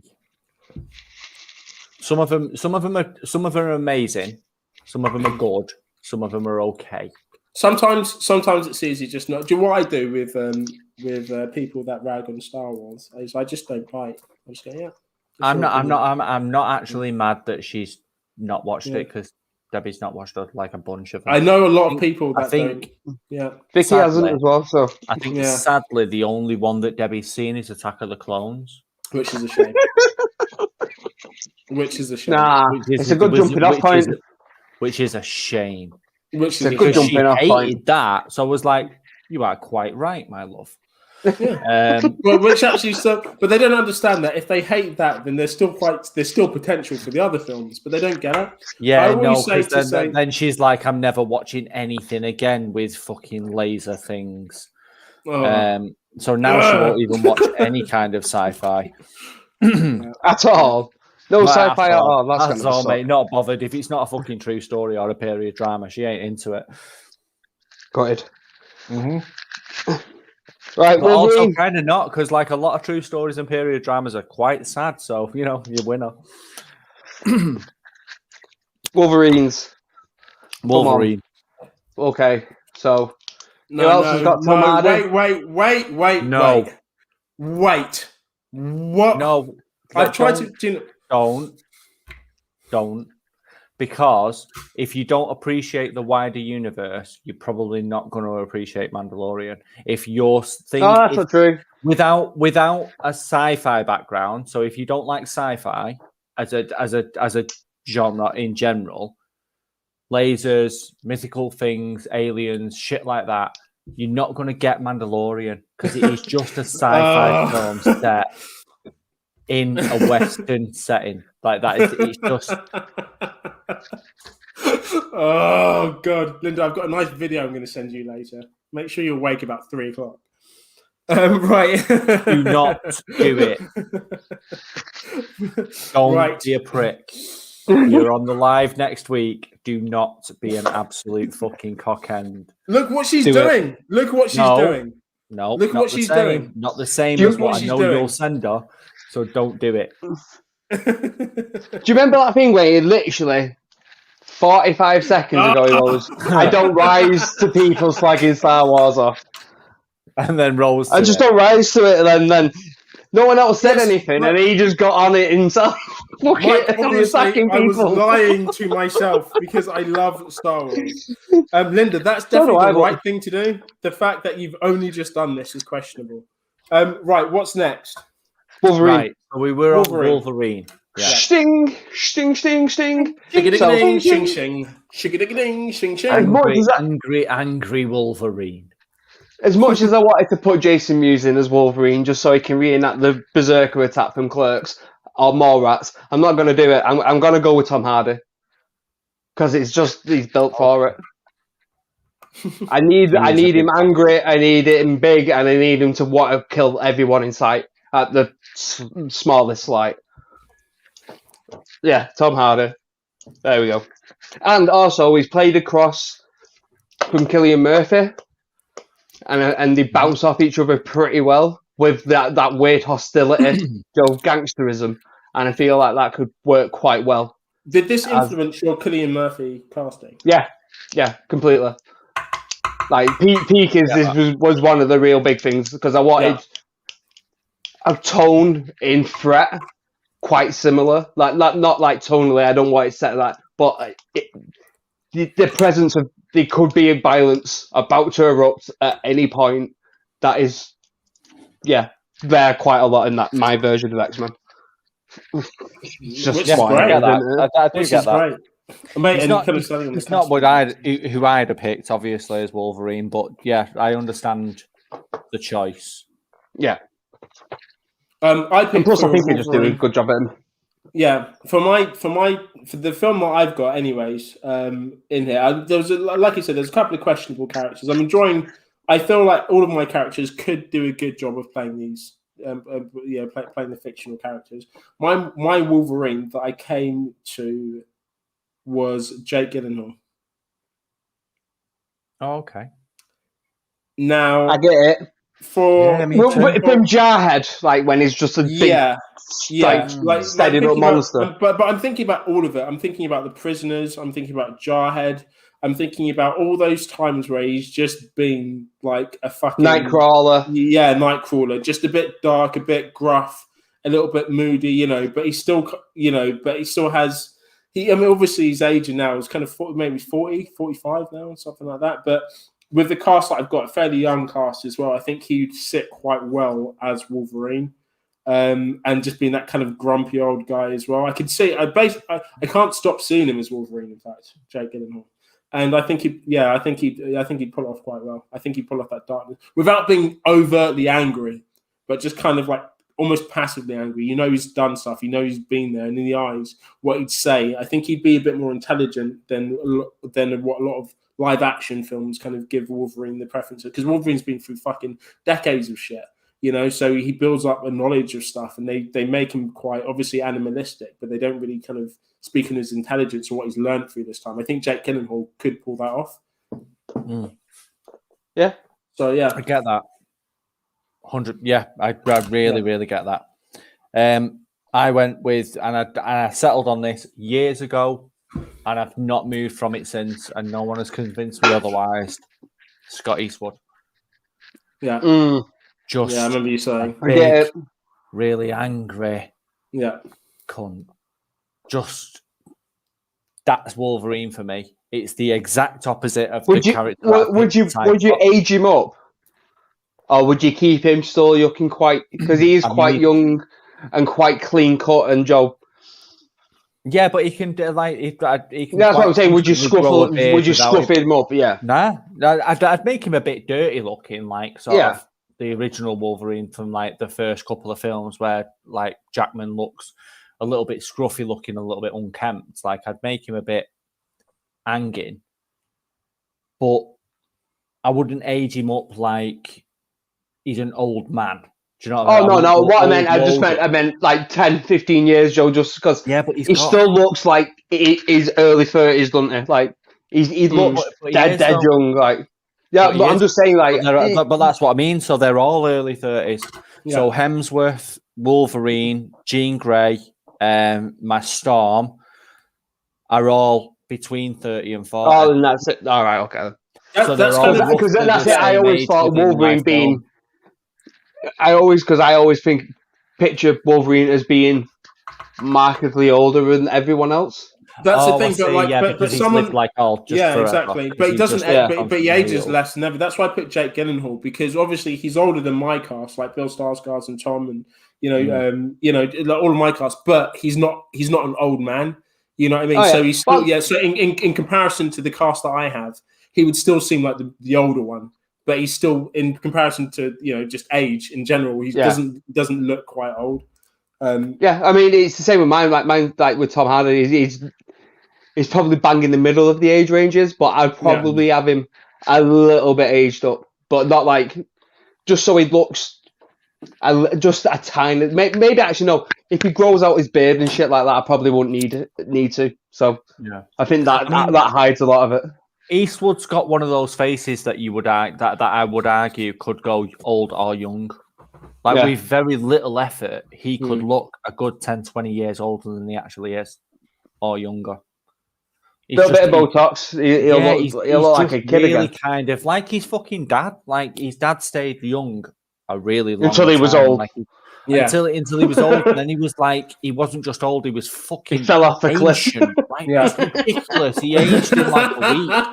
He did about 40 years in a week. Yeah. It was weird, and he's kind of exactly the same. So I feel like you could go if you wanted to go. I mean, if I was going to go like really old Logan, I probably would cast Stephen Lang in old Logan as an. I wouldn't have mind seeing that as an old Logan from Stephen Lang. But maybe he's not quite big enough. Do you know what I mean? Whereas I feel like Scott Eastwood could get fucking hench. Whereas I don't feel like Stephen Lang, although he can get powerful looking, and really cut to fuck, I don't feel like he's getting big. Yeah, but Wolverine in general should be quite short anyway. He should be short. But but I think that's what swayed a lot of people. I think that swayed a lot of people off him needing to be. And I feel like I don't feel Tom Hardy looks particularly tall, but he looks nearly as wide when he puts all his muscle on. He looks nearly as wide as he does tall. So that's why I picked him. Like he looks kind of like this big tank of a cunt. Yeah. Like he's just. I think Tom Hardy's really good. But I feel like Stephen Lang could do that quite well because he's still shorter, but he's also got a frame what carries muscle incredibly well. Like when he packs on muscle, he looks jacked. Like you won't want to fuck with him, and I can see that as an old Logan working really fucking well. Yeah. Before Brolin was cast as Cable, I'd seen a picture like a mock-up of Stephen Lang as Cable, and it just worked so fucking well. He was literally ripped, like more cut than I could work for the next 10 years. And it's fucking, I think he's 68, Stephen Lang.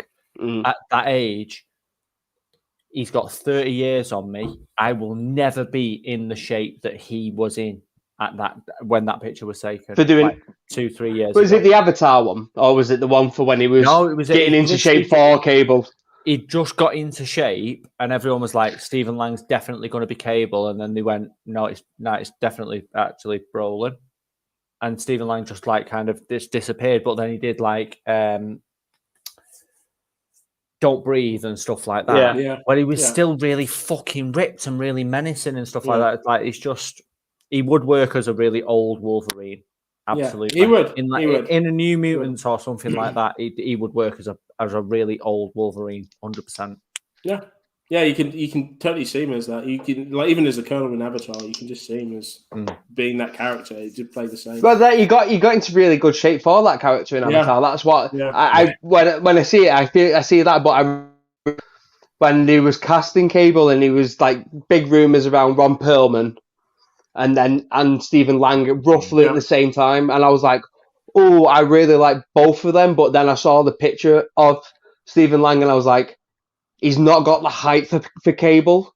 But if you could put that type of body onto Pillman, that makes perfect sense for me. And then we've got Josh Brolin, which is like the middle of both of them. I was like, okay, that makes kind of sense, more sense. That works. Instead of getting someone who looks like Batista, but in being 75 to play Cable, exactly. I would have been wild. But it works. I'm moving on to another beer.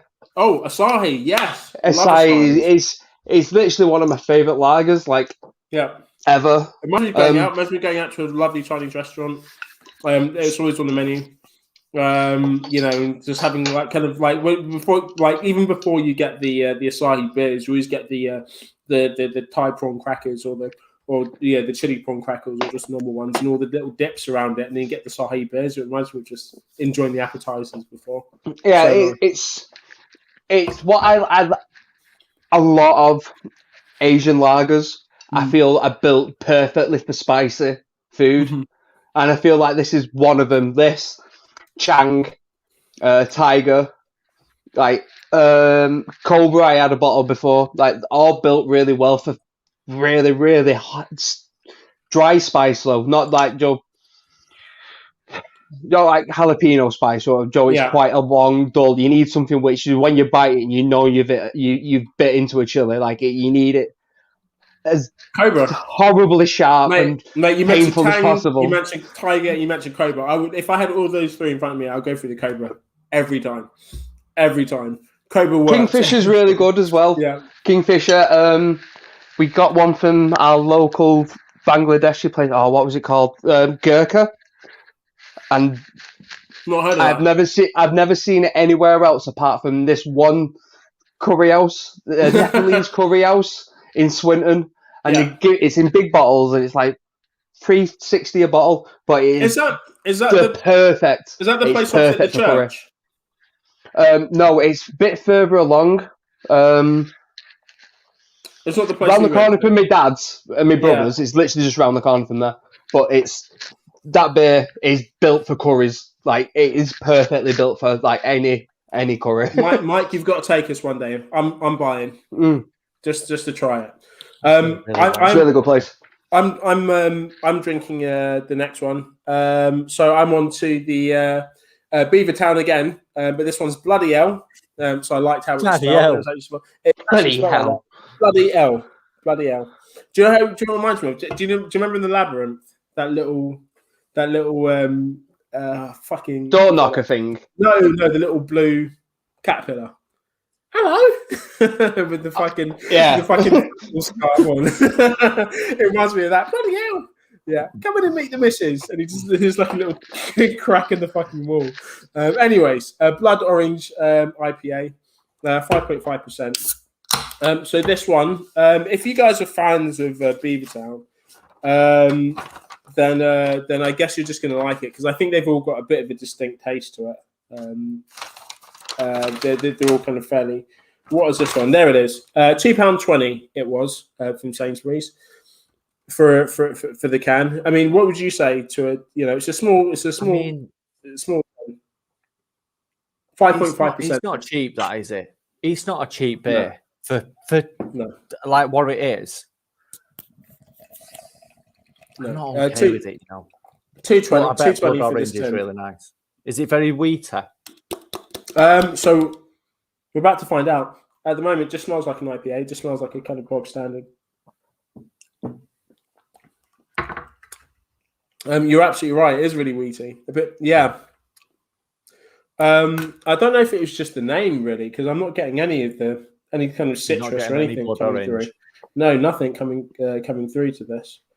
Not even the bitterness that you'd usually get from kind of even just kind of a blood orange kind of Tropicana or something. Not getting any of that. It just tastes like an IPA, but it's really nice. Does taste really good. Tastes like a bit more kind of watered down, potentially maybe even a BrewDog IPA, punk IPA. But yeah, it's quite refreshing, really nice. A bit disappointed because I'm not getting kind of any of the. I don't know if it's just the name. It doesn't even look kind of blood orange. It just looks like a lager, doesn't it? Yeah, it should be darker. Really. It doesn't look like it's got much colour to it. No, there's no colour to it. Not a great deal of flavour to it as well. And there's nothing kind of aroma. I'm a bit disappointed with this one actually. We're going to go. This one's pretty average. I'm just going to go with 5 on this. With the Beavertown Blood Orange, Bloody Hell. It's nice. It's refreshing.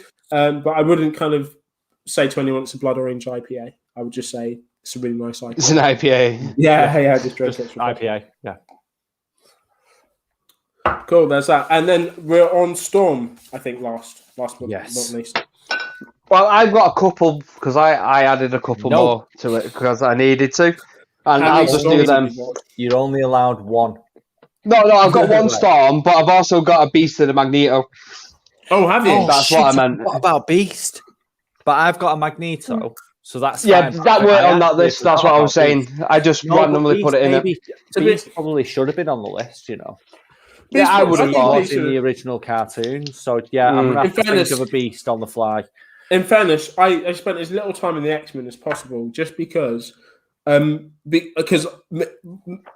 how I like to think of not just the cast, but I like to think of the story. So the story comes first, and what cast would perfectly fit the type of story that I want to tell. With the X-Men, it's been told so many times. It could literally be anything with the X-Men, depending. You pick an X-Man and pick the route that you want to go down and how the others affect it. You know, it's simply going to be that, and they've all got their own stories, and they're all amazing. They're all brilliant, but it's so huge that I wouldn't know how to tell an X-Men story. It'd be massive. I'd put it in as a fucking Disney Plus series or something. It would have to. It would have to be done like that. It couldn't be just be a film. Action Disney Plus series. Yeah, definitely. It would have to be a series. Yeah, I couldn't. If it became a film, it'd just be the Wolverine film again. That's what it would be. Focusing on one character, everyone else is there for the ride. That's it. Well,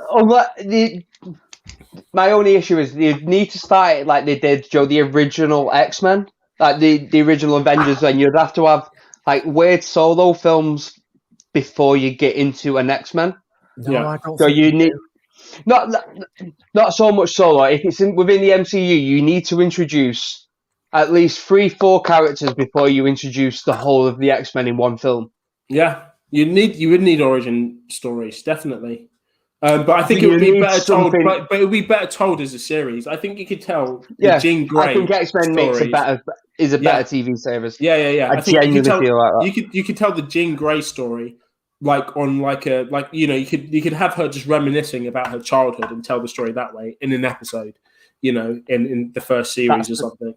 Of how she becomes of why she becomes Phoenix, potentially, but just leading back to her childhood and her literally freaking out in her house or whatever.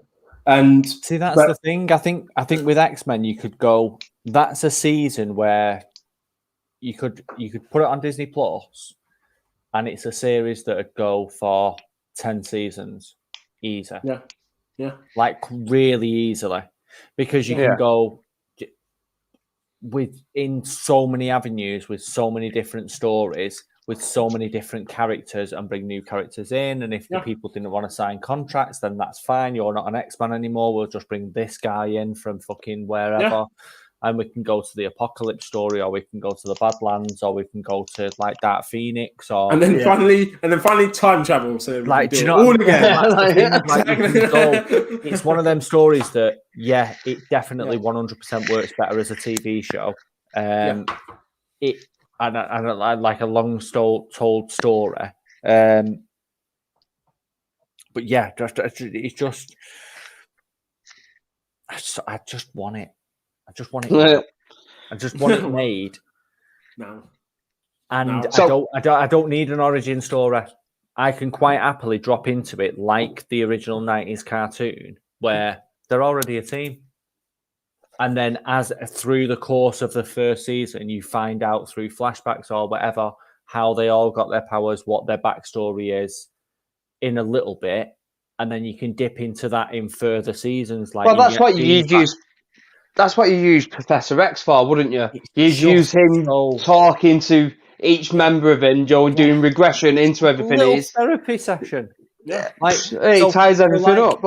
Obviously, we've had 2 seasons of Marvel so far. We've had obviously WandaVision, and we've had Falcon and Winter Soldier. Can you see any of those running for 10 seasons? No. One and done each, aren't they? WandaVision was a one and done. Falcon and Winter Soldier. I would argue Falcon and Winter Soldier maybe gets the second season. Maybe. I think Falcon. I think you get a film out of that next. I think with Falcon and Winter Soldier, you can probably get about maybe 2 or 3 seasons out of that. You just put them in different scenarios, doing different tasks. You think? I think it would be dried up as fuck. It wouldn't be get very, very quickly, very, very boring. Yeah, but well, I'm thinking like sorry, go on. Sorry, Mike. It's no longer Cap. It's Cap. He's Cap. Yeah. So the next thing is the film. So it's no point thinking the next thing we're getting out of them two is a film. They're not gonna go right. We've got a new Cap.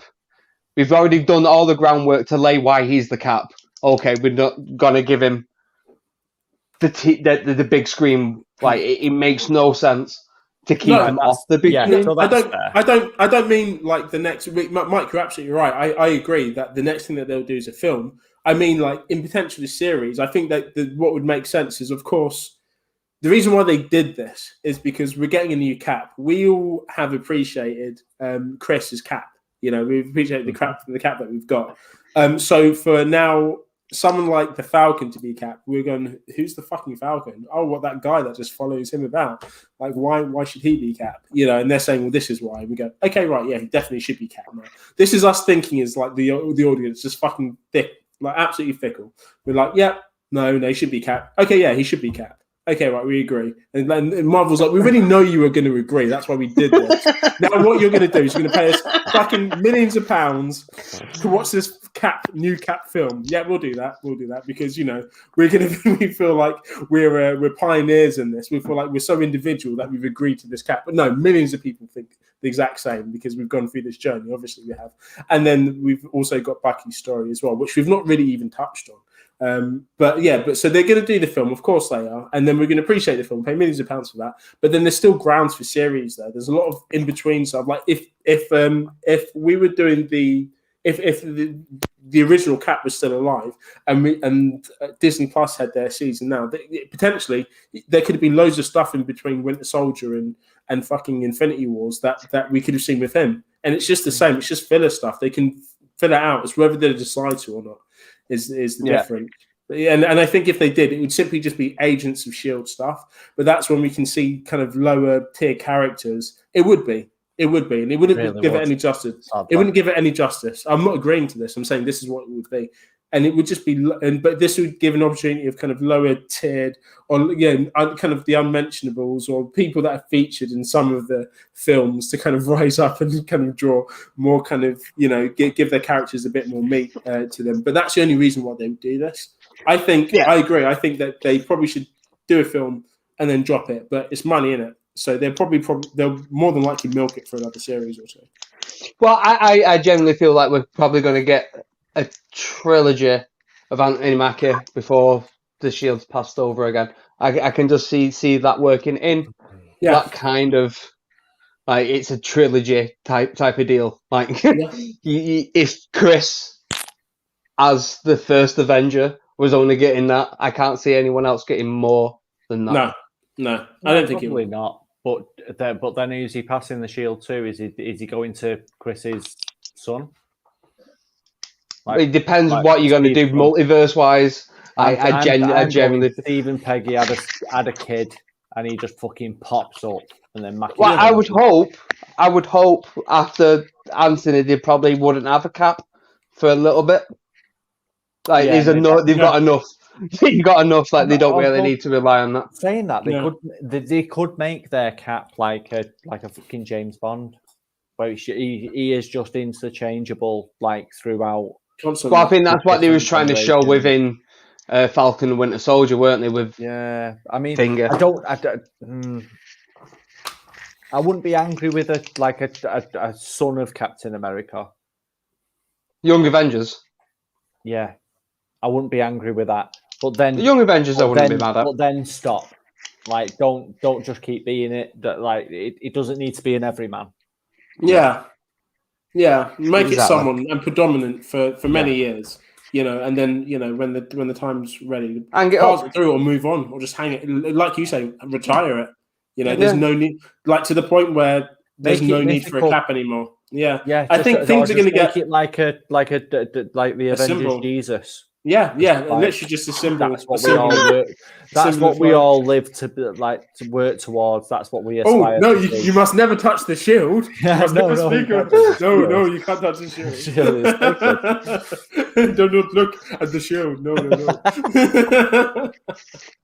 We laugh about it now, man, but fucking hell, this is probably what it's going to be. It's literally just going to be there, like in a fucking church, and people are just going to worship the shield. This is crazy. Have we gone to Storm yet? No, I'm going to do mine now. No one's actually said the Storm, so go on. I'm going to go say mine now. Dominic Fishback from Power, The Deuce, and Judas and the Black Messiah. I again, it's fitting into my image of what I want my X-Men to be. I need someone what can be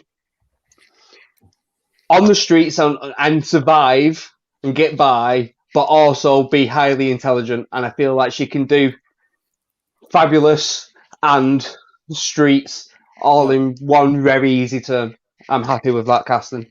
And quite a small, not well-known character for me. I feel like I popped into my mind quite quickly as well, which maybe it's because I watched Judas Black Messiah about 3 weeks ago, and I'd seen Power, and I really, really like The Deuce as well. If you haven't seen it, HBO's thing about New York in the 70s. Yeah, I know from Power. Fucking brilliant stuff. But yeah, Dominic Fishback. Nice. Mine was, and I know she's Domino, but mine's Zazie Beetz. Okay, I get that as well. Yeah, it has. I'm sorry, but she can do no wrong as far as I'm concerned. Yeah, she's so intelligent, super amazingly hot. But at the same time, she's very quiet. She can be a leader. You can tell that she can. She can be a leader. She has her own opinions. But at the same time, in my cast, so if you think about the cast that I've got, so I've got Zazie Beetz, I've got Jake Gyllenhaal, I've got Thomas Brody, I've got Bill Skarsgård, Daisy Ridley. I've got so many different people in this cast. Again, it's someone that needs to fit in, that would fit in with this character. She's quite youthful. Despite the fact that she's probably approaching, she's kind of in her 30s now, I presume, like kind of mid-30s. Ciara Bravo, and she's with a lot of kind of young people within my class, and I thought she would be quite really good at being almost the Wolverine. Jake Gyllenhaal is potentially is the elder, apart from Sam Jackson. Oh my god! Jake, but no one's going to listen to him because he's just going to be going. He's doing his own kind of fucking indie kind of thing, in the background or whatever. So he's gonna. But Zazie Beetz, she's gonna be like you can imagine her smiling and talking to all these guys and being their inspiration and being happy for them and just being like a fucking powerful Storm. And I love her as Domino. I absolutely loved her in that film. I think it's so she's so underrated in that film because she was great as that character. She really was. I agree. I really rated her in that film. I feel she did. Yeah. She's got comedic timing, but it feels effortless. She doesn't understand how great her timing is. But I feel is that a choice because it's Domino as a character? I genuinely I was like, oh, that's why I probably engaged with it a little bit more than I thought I would have. Yeah, no. If it had been someone a little bit more dry with the character, I wouldn't know if it was meant the way it was. But with this, I feel like she's understood the assignment and just got it down. She just understood what Domino and the character is. Perfectly.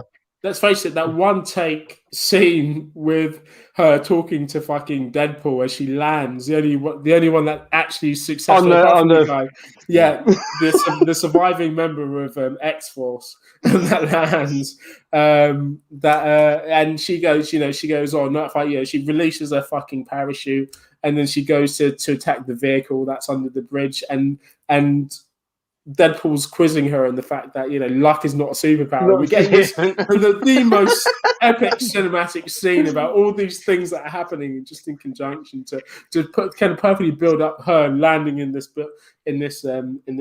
vehicle. But I thought that was shot so well, and she did brilliantly in that film. And I thought her surrounded by fucking lightning, get a fucking throw out big and proud, you know, and just having fucking lightning coming out in her eyes and just her floating. I could see her definitely playing Storm without a problem at all. I like that. Yeah, nice. And Al, come on, lad, we believe in you. Because you know what's coming. Because I've said it. I don't know if I've actually said it. Nope. Maybe I've not. Pam Grier. No? Okay, fair enough. We know. Pam Grier would make a killer Storm, though, by the way. While Alan's deciding that, can we just appreciate? This wasn't my favourite can, but can we just appreciate the kind of the artwork is great. The artwork in this. Look at that. Look at that skull on there. It looks fucking insane to this. I wonder how much breweries actually pay for the Finger Joe art designers. Yeah, because some of them are getting really out there now. I mean, that looks amazing. That bloody hell looks amazing. Al, stop leaving us in limbo. Tell us who is your Storm. No, because I have to control myself because I get a little bit overexcited when I talk about this person. Are you sure it's not Pam Grier? It's definitely not Pam Grier. It's Lupita Nyong'o and just. Oh right, okay. I get it. I understand why you took your time. It's just. If there was ever a perfect casting for any character, that's it. Like that is it.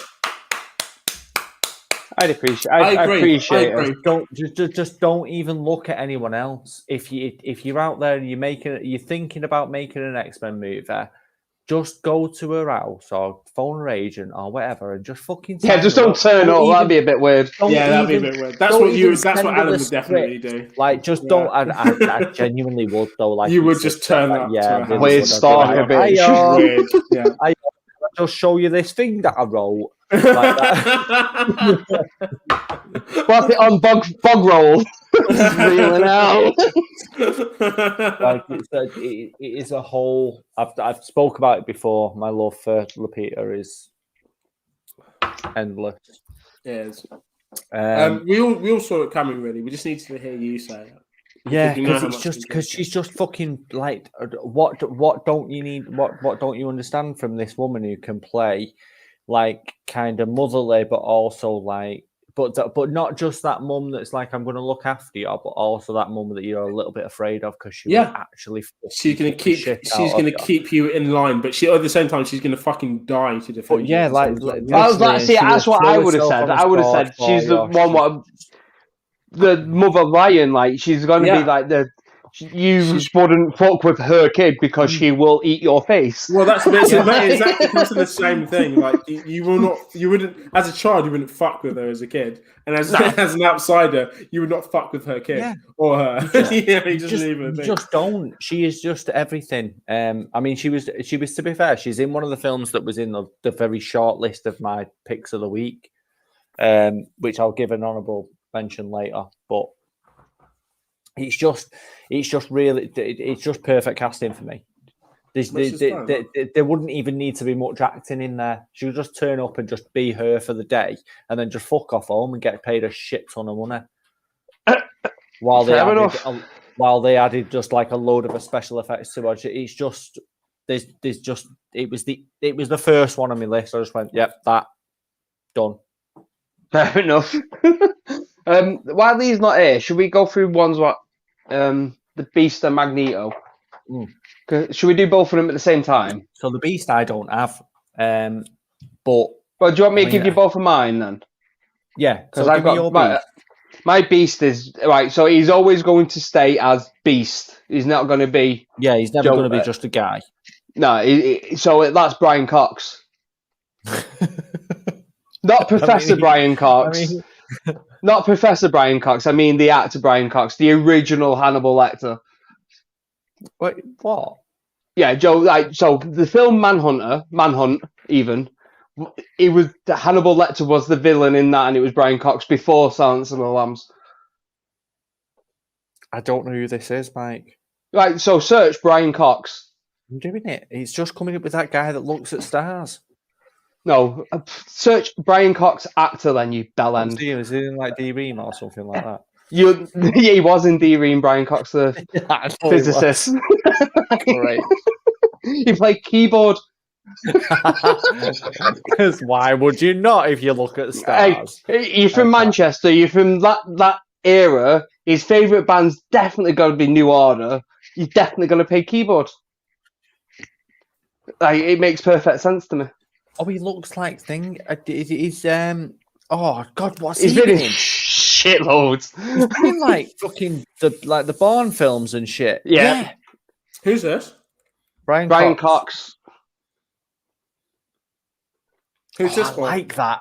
I really I don't understand how people don't understand who he is, because I always thought he was a massively famous actor. No, but he's a really, really good character actor. Always in the background. He's always side character. But he's always incredible. Like, he really is. Always. And so it was either between him or the guy from In Bruges, Gleeson. Donald Gleeson. Philip Gleeson. Joe In Bruges, the old Brendan Gleeson. Brendan Gleeson, sorry. Yeah. But I went for Brian Cox because I think. Yeah, but I went for Brian Cox. See, when you said Brian Cox before, I definitely was like Star Guy. Definitely. Yeah, not. Vicky would also say you just want to talk to him because you like him. Talking about the Star Guy. I'm never going to cast him in a film, but I actually want to sit down and talk to him about shit. Like, just be like, tell me about the world and things. In fairness, Alan, you didn't say that we couldn't do that. Like, as mate, your cat's gonna do something. Alan. No, I thought the cat was literally going to jump on your head. No, he won't jump on my head, but he is literally just being a dickhead. Hey, bro. Yeah, you didn't say that we couldn't cast people just to talk to them because no, I didn't. I didn't say that. Because every role would be Vinnie Jones. But he's already the juggernaut, bitch. Yeah, exactly. So yeah, Brian Cox is as my beast, and Magneto is Christopher Waltz. Oh, okay. Right, you're not getting a better. Okay. Him playing off Ralph Fiennes, I feel like would be some of the most entertaining, like single shot, just back and forth conversations you'll have in cinema in a year. So I don't know if you can see this because it's like phone and shit. Just a bright light. Yeah. Oh, hang on. Oh yeah, here we go. Yeah, Magneto, Ray Fiennes. Yeah. Oh, okay, there you go. Yeah. So I changed him from Xavier to Magneto because I was like, I don't feel like I want to see him with a bald head again. It feels weird. Like I'm just gonna see Voldemort. But actually, he played Voldemort really well, which was a really evil guy. Magneto. So Makes Magneto, so like evil guy, actually with plausible kind of like you kind of empathize with him a little bit because he is an evil guy, but he's only an evil guy because of the circumstances that he's been in. Made him he's been made this way because of what he's been involved in throughout his life. So it's like it just makes perfect sense. So yeah, when you said it before as Xavier, I was just like, yeah, because that is my Magneto. Yeah, so yeah, Christopher Waltz would be my opposite to Ray Fiennes. I feel like them two could play really well off each other, just having a normal conversation about the history of like human mutant politics. Like I feel like that would just be a 5-minute scene of them two talking about that would be wildly entertaining. Probably the most entertaining thing about the film, to be honest. Just because I feel like both of them could do great work with them two types of characters. It really would. I mean, to be fair, when I had Stephen Lang as Magneto, I had Sam Elliott as Xavier, which again, it very much works on that dynamic of two people sitting down at a chessboard and talking and being able to act opposite against each other and bounce off each other, which it would again work really, really, really well. Agreed. I'd like that casting a lot. What about you? Have you got any, Nick? Any extra castings? I didn't. I didn't get any extra casting. I put all of my. Sorry, Alan. Let's get this up for you. There we go. We got a mannered AW. What's WPYO? On human mutant politics. What? I don't know what that is. Wait. I feel like I should know. I feel like I'm looking at Mike. I'm looking at you here. So, Linda, mate, like type out the words. We're a bit dumb, Can you just please? I'm sorry, I love you, but what's politicking you off? All right, right, yeah. Shit. Yeah, Mike, you definitely should have known that. I definitely should have known that. The fact that I got that is an absolute injustice to the show. Seriously, the fact that out of all of us, got that's ridiculous. Yeah, we've all got a bloody hell for fuck's sake. Mike, I would argue that is literally every what's politicking you off episode anyway. Because it really is, because that's what I think we all liked about the mutants and stuff is that it explores. It's essentially a story done well about sort of hate and segregation and oppression, just of a different kind of thing where like the color of your skin doesn't matter anymore, but the fact that you're a mutant does. And it's it was like a new way of telling the story of this shit's still going on everywhere. Yeah. But kind of softly educating kids in a really clever way, which isn't and really the fact that you do, and I feel like the fact that you do tie in a lot with like the atrocities of the Second World War with X-Men, with like the Holocaust and stuff like that. I think the politics within X-Men are probably more prevalent now than they have been since the 60s, 70s. Like, and how sick would it be? Because, like, obviously, if I was to do an X-Men film, just because Magneto was in the Second World War and stuff like that, and he'd have to be in it, you probably would set it in the 90s, because if he set it now, it'd be weird and he'd be like fucking 110 or whatever. But how relevant? I feel like a turn at the end of the war would be not a good jumping off point.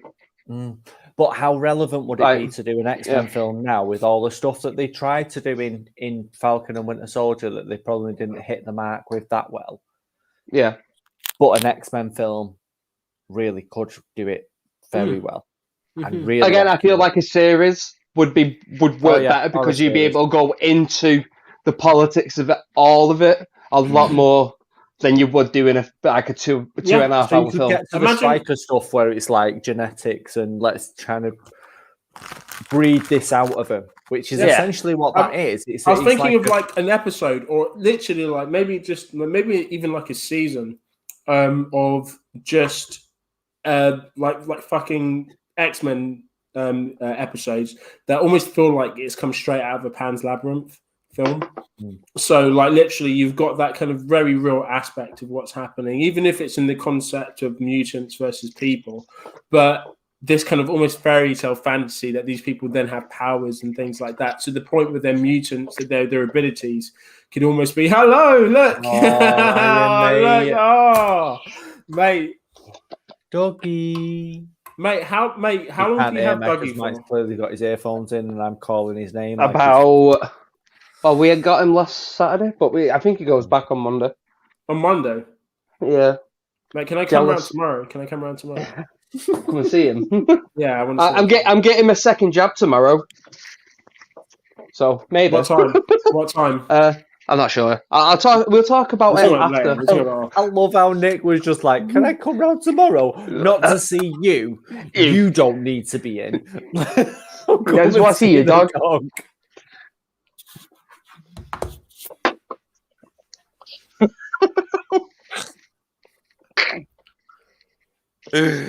Well, I mean, I didn't say it in so many words. In so many words. But you definitely said it, though. Right, anyway. So, did you have any of the outside of the normal? No, you guys did ask, but no, I didn't. Linda, we at Red Line wish you the best of luck.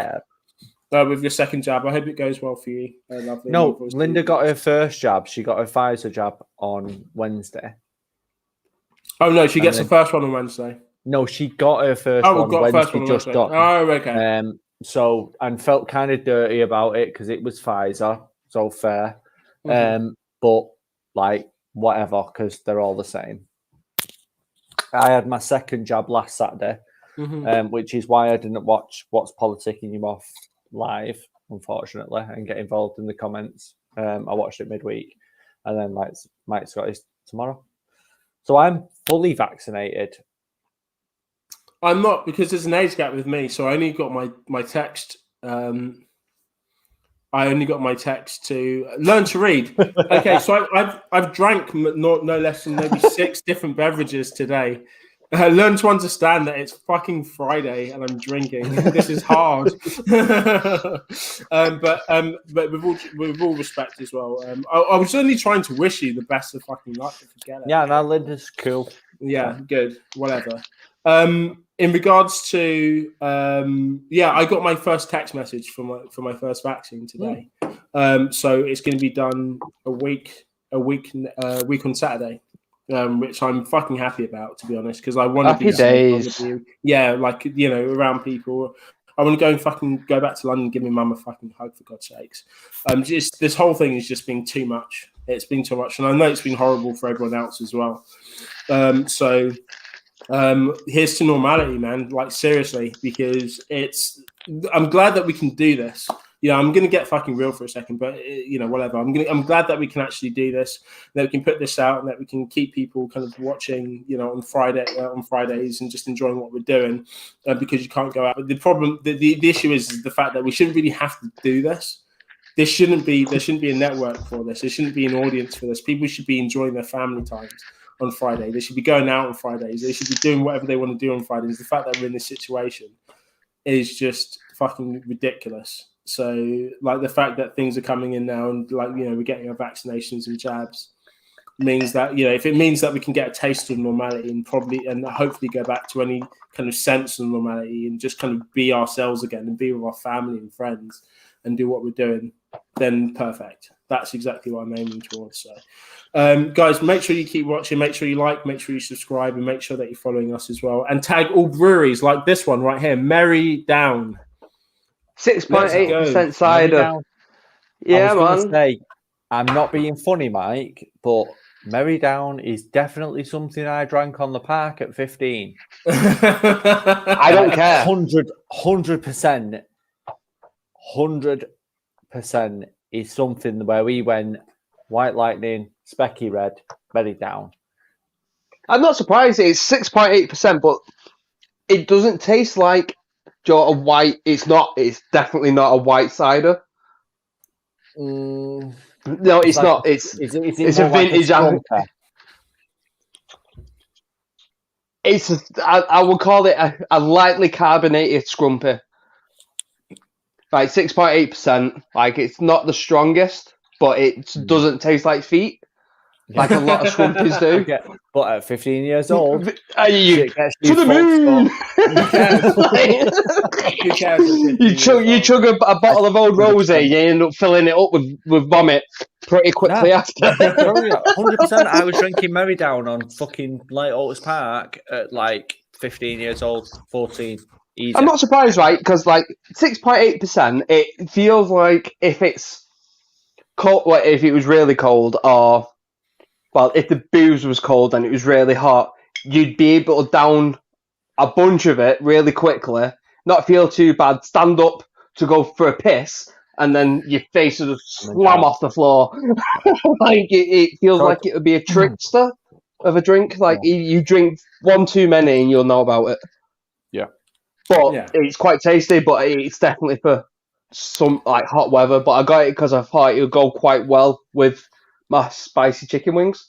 What I was eating before, but I didn't. Oh yeah, think it You made some wings. In fact, even before we go to that, going on the scrumpy, I went to a barbecue at my uncle's house, and he had a little bottle of Scrumpy Jack, and it had a little kind of almost a decanter. There's a little jug at the side of it.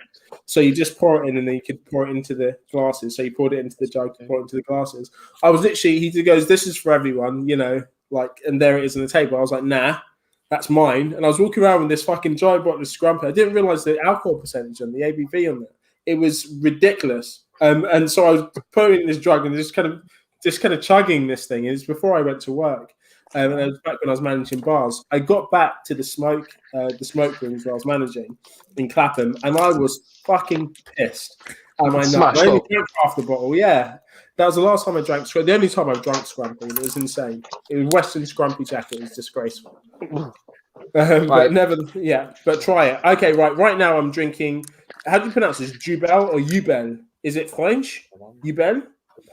Beer? Hubel. Like Hubble, but if you use French. Hubble. Ubel. So I think it's Ubel. Yeah. Cut with peach. Yeah. 4%. This one's nice and fucking cold, which is great. Linda's just saying Tory, great stuff. Love to hear. Love that. I don't think she said Tory for a while, so I think she's just keeping it consistent. First time today. Yeah, first time today. I don't know if there was any relevance to anything I was doing. But no, just in general. Yeah, just in general, Tory. Yeah, maybe because I went to a barbecue. Anyways, this is Jubel Peach. This is it costs £1.80. And it's 4%. I don't know if this is cut with anything.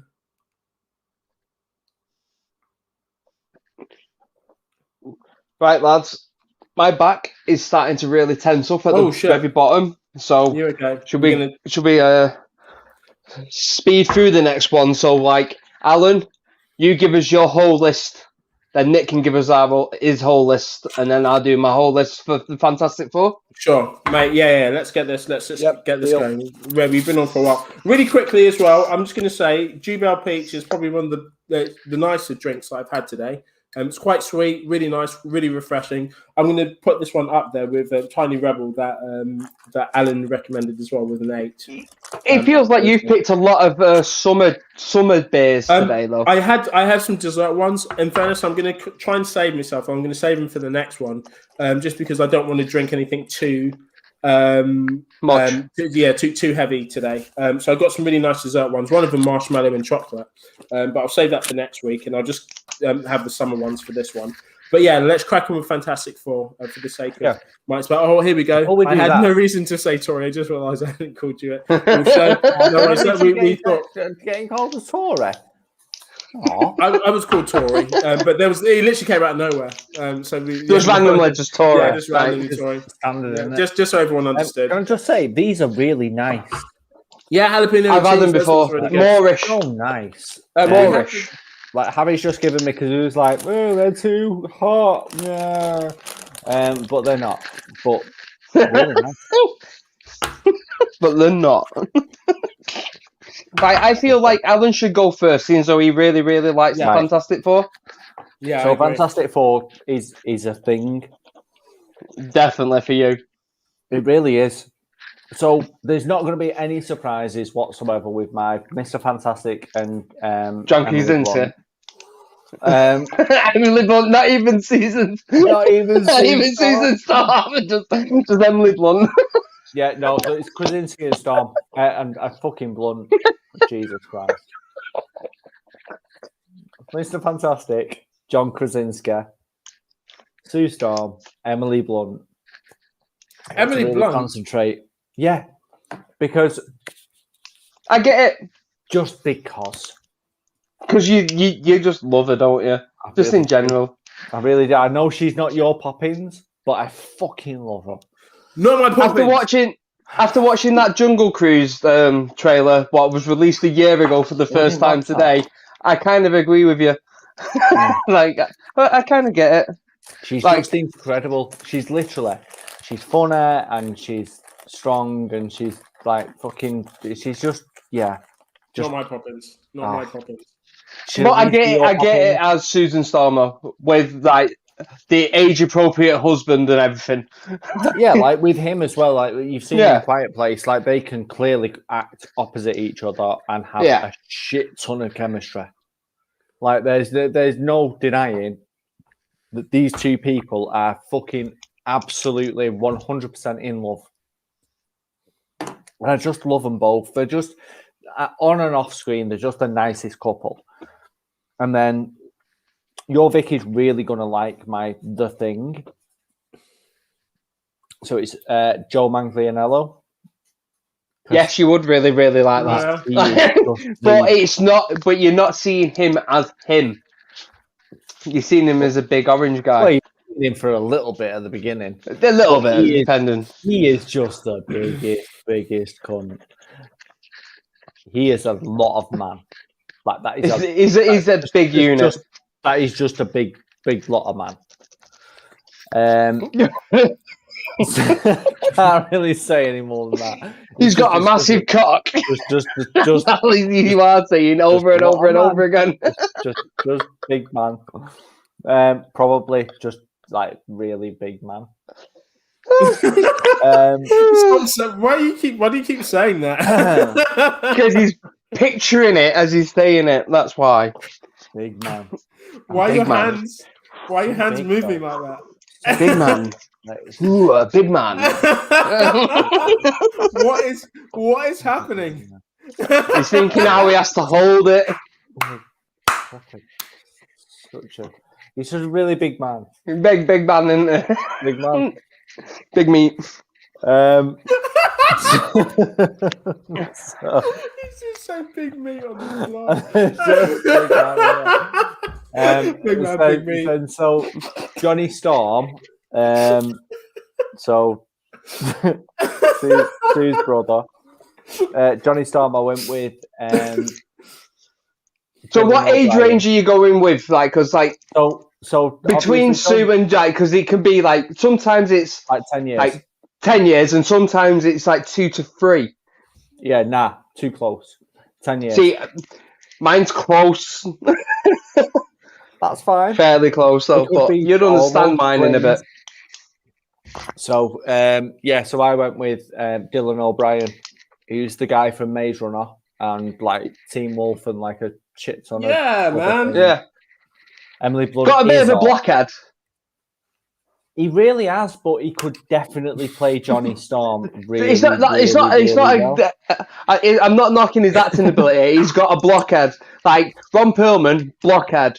Like him, blockhead. Different shape, but still a considerate block. Yeah. If you punch it looks like it'll hurt your hand more than it would hurt his head. Like some kind of Lego, or Duplo Corporation. Yeah, most definitely. I get that. Yeah. So Emily and John and Joe and Dylan are all going up against Viggo Mortensen. I really fucking like that. Oh, you son of a bitch! That's so good. Who else is going to play psychopathic, intelligent better than Viggo? Just you wait, lads. Just you wait. No one's playing that unless you go in Mads Mikkelsen, which was also alright. No, but yeah, just you wait. Just you wait. Okay. I'll show you. So that's my cast. I was just like, because I can't go away from Emily and John Krasinski because it just has to be them, and I'll be really disappointed with anyone else. Okay. See, so I really don't like Fantastic Four. I feel like I should go next. Yeah. So I was stuck between two people for Reed. Two, and they're very, very different. But they make which way I go with the film two very different ways. But I'm going to use the same cast. So Ty Burrell is going to play Reed, or Eddie Redmayne. Oh. No, the first one. Ty Burrell. Yeah. So, from Perfect Family, but also Dawn of the Dead. That's the reason I picked him is his character in Dawn of the Dead. Joe, and he's just that dickhead, like yuppie cunt. Do you mean Modern Family? Modern Family, yeah, but he was also in Dawn of the Dead. Yeah. So, but I picked him because of his role in Dawn of the Dead, where he was that yuppie little prick all the way through it, but then I'd feel like he could do weird things if he, in my head, he would have like a weird psychotic break. Like if he could start stretching everywhere, he'd have a weird kind psychotic of a fun break. cameo because he obviously he was in the Incredible Hulk with Edward Norton as well. So he played Liv Tyler's kind of other love interest, but a very side part. Yeah, but I think he had like 35 seconds of screen time or something stupid. Yeah, no, he had a few lines, but they make references to it in Modern Family. I know him from Modern Family. Yeah. That's where he kind of like sprung up. He's done a few things, but I appreciate him in this film. Yeah, so I would probably go Ty Burrell, and then for Susan Storm, Zoe Kravitz. Oh yeah. Yeah. Because I want the odd coupleness of it all. I want them to be from two very different backgrounds making up something. So making a unit. So the way I've seen like the original Fantastic Four films. Eddie Redmayne. I really, really did. I really did. Yeah. Like hard. Like nah. But literally, that's why I was. He's an incredible actor, but nah. But that's why it was. If I was casting him as an odd couple with Zoe Kravitz, it was either Ty Burrell or him, just because they're very different to what I would get from Zoe Kravitz's character. Yeah, it is literally. I just want them to be able. Solid. Yeah. So, the Human Torch, Johnny Storm, John Boyega. Yeah, that's a great. Nice. That's a fucking great casting. Nice. I never because you know exactly how I'd want him to act is what he's like when he's trolling Star Wars fans. That is what I'd want as my Human Torch, right? Fire. Perfect, right? So, The Thing, Ben Grimm, Carl Urban. Yeah, okay. Ooh. Not as good as I don't think it's as good as Idris. So I want someone what can be intimidating without you actually seeing his physical body. So in my head, Urban as Dread, when you can only see this much of his face, and because he's not built like a brick shithouse, he's more intimidating as a voice actor than I feel like most people are, but he's got great comedic timing, which I feel like The Thing needs. Yeah. Even if it's accidental. But he also needs to be able to pull off really, really horribly violent. Yeah. He just, and I feel like he does that really well. But my Von Doom is the one what I feel like most people would have issue with. Because it's Glenn Howerton, Dennis from the Always Sunny. Yeah. Don't know him. Yeah. Oh wait, if you not watched Always Sunny in Philadelphia. Nope. Despite the fact that Mike's... The only reason I've watched it is because Mike won't let it go. Right, so just watch all 14 seasons or whatever it is of Always Sunny, and he's the most psychotic dickhead, but he can go from 0 to 100, Joe, in literally half a second. Like, he's the most... He can be the most grandiose, but also psychotic, but also really, really just... weirdly intimidating for a really nerdy looking guy because he looks like he'd stab you in the neck. Glenn Howerton. But he looks like he could have been, Joe, I was a professor at one point. Like, I feel like he could do that role really well just because I just love him in Always Sunny. It's the fact that he can go from... he looks like a Doom. Yes. Like he looks... He's got it. Straight away, I just went, yeah. Like, is that his mugshot?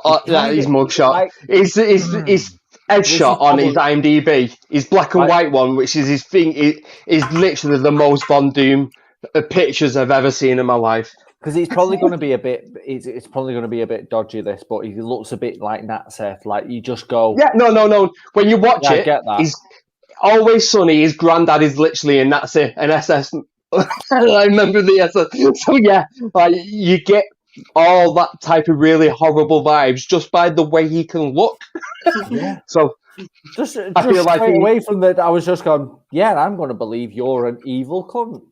Yeah, like straight away. Like, I'm okay with it. I mean, you are renowned as the Grand Wizard, so I mean, you do recognise your own, don't you, Alan? Oh, as if we was going to get through a full episode of that. I mean, the fact that you recognise him straight away as a Nazi doesn't surprise me.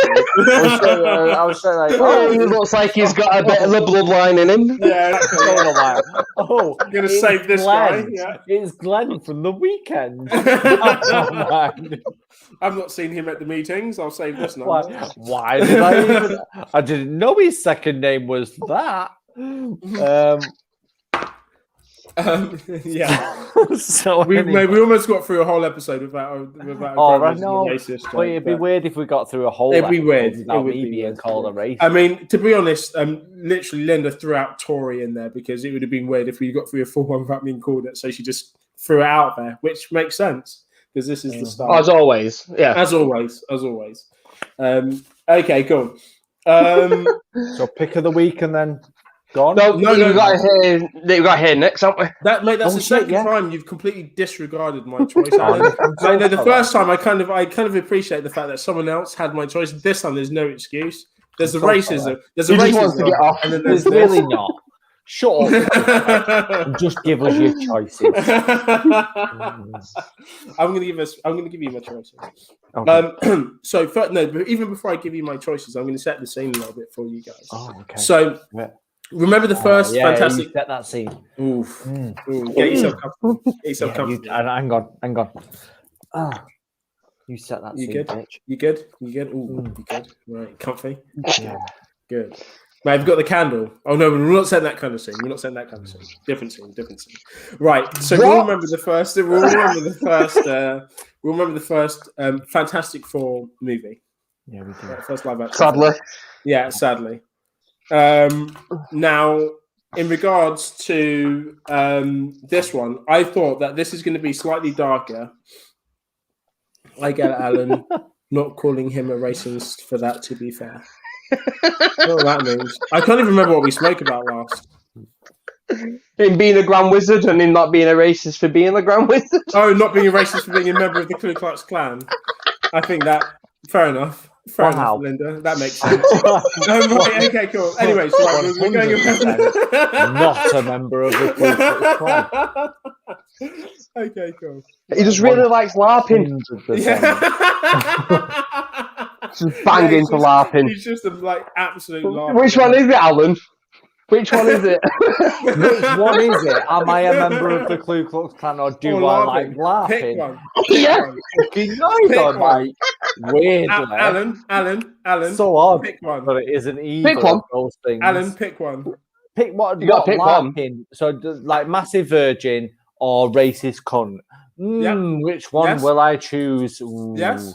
Probably massive virgin then.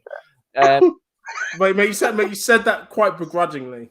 Do you mean it? I don't feel like you meant it. Wow. I can see you there with like a big pointy hat on and a staff. You really can't.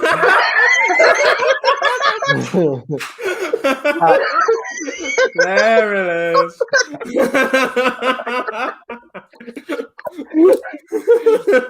Right. So is this where I go to weekends and pretend to be racist then? Is that what a lap super? It's when you pretend that orcs' lives matter.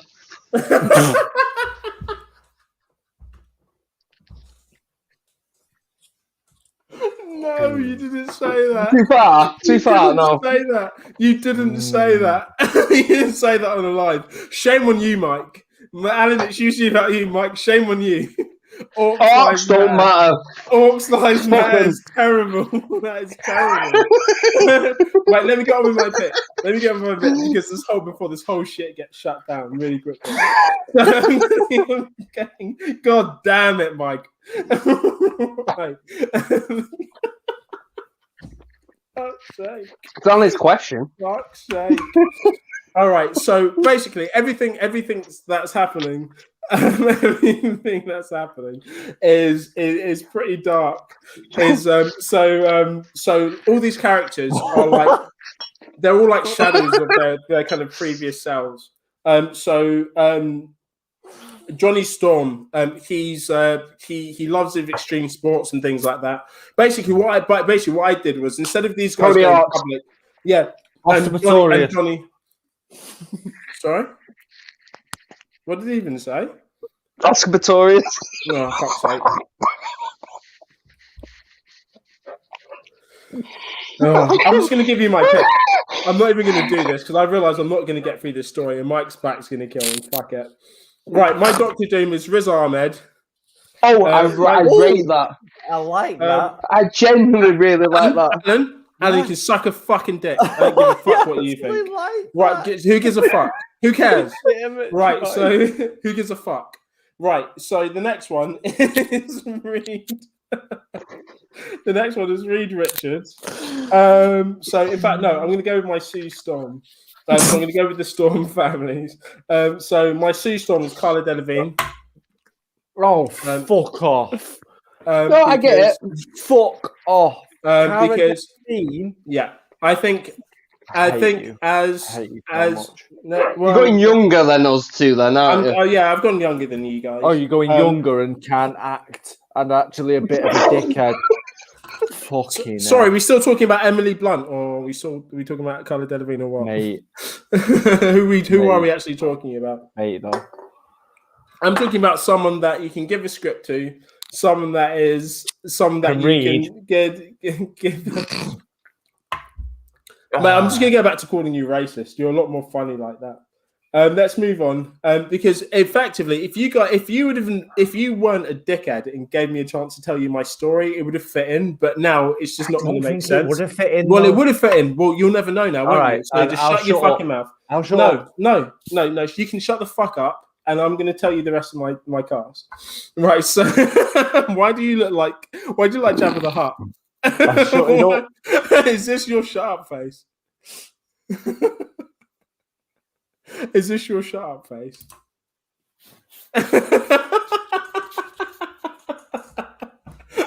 Why do you look like some kind of dildo? I don't understand what's happening.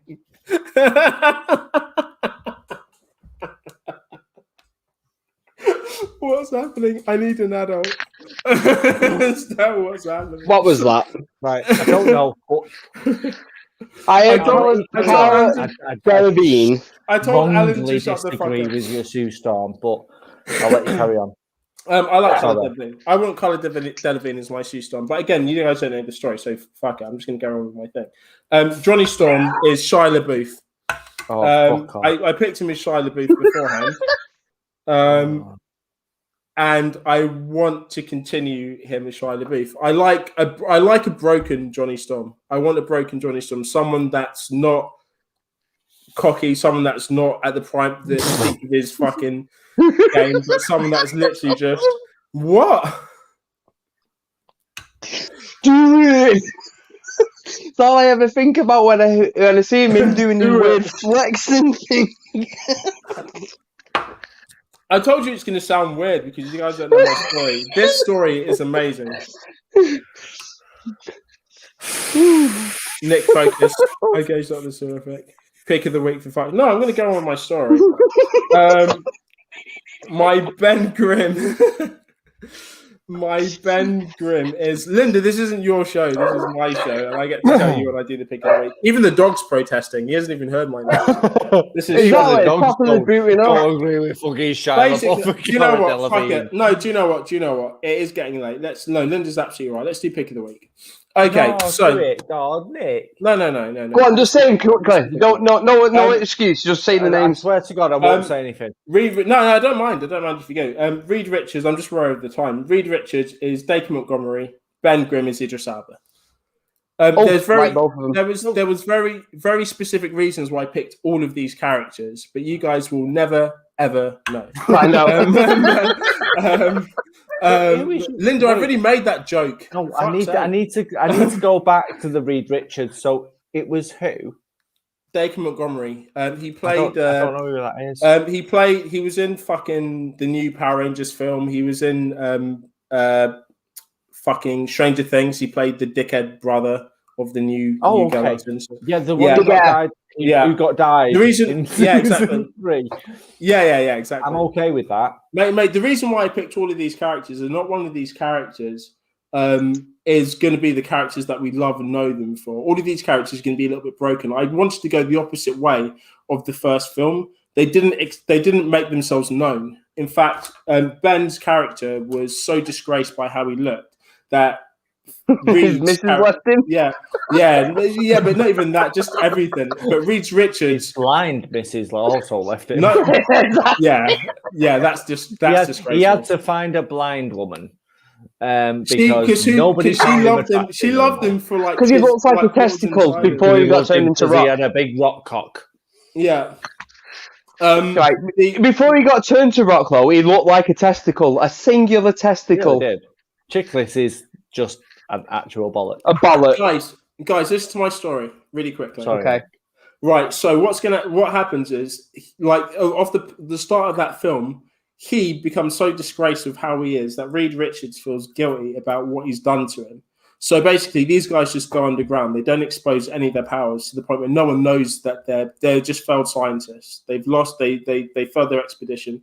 They become failed scientists. Fucking Johnny Storm, Shia LaBeouf's character, and this is the reason why I picked him, is a guy in the bar drinks his fucking pain away. He loved cars. He loved extreme sports. He loved the public eye. He can't do that anymore because these guys vowed not to expose themselves. Why?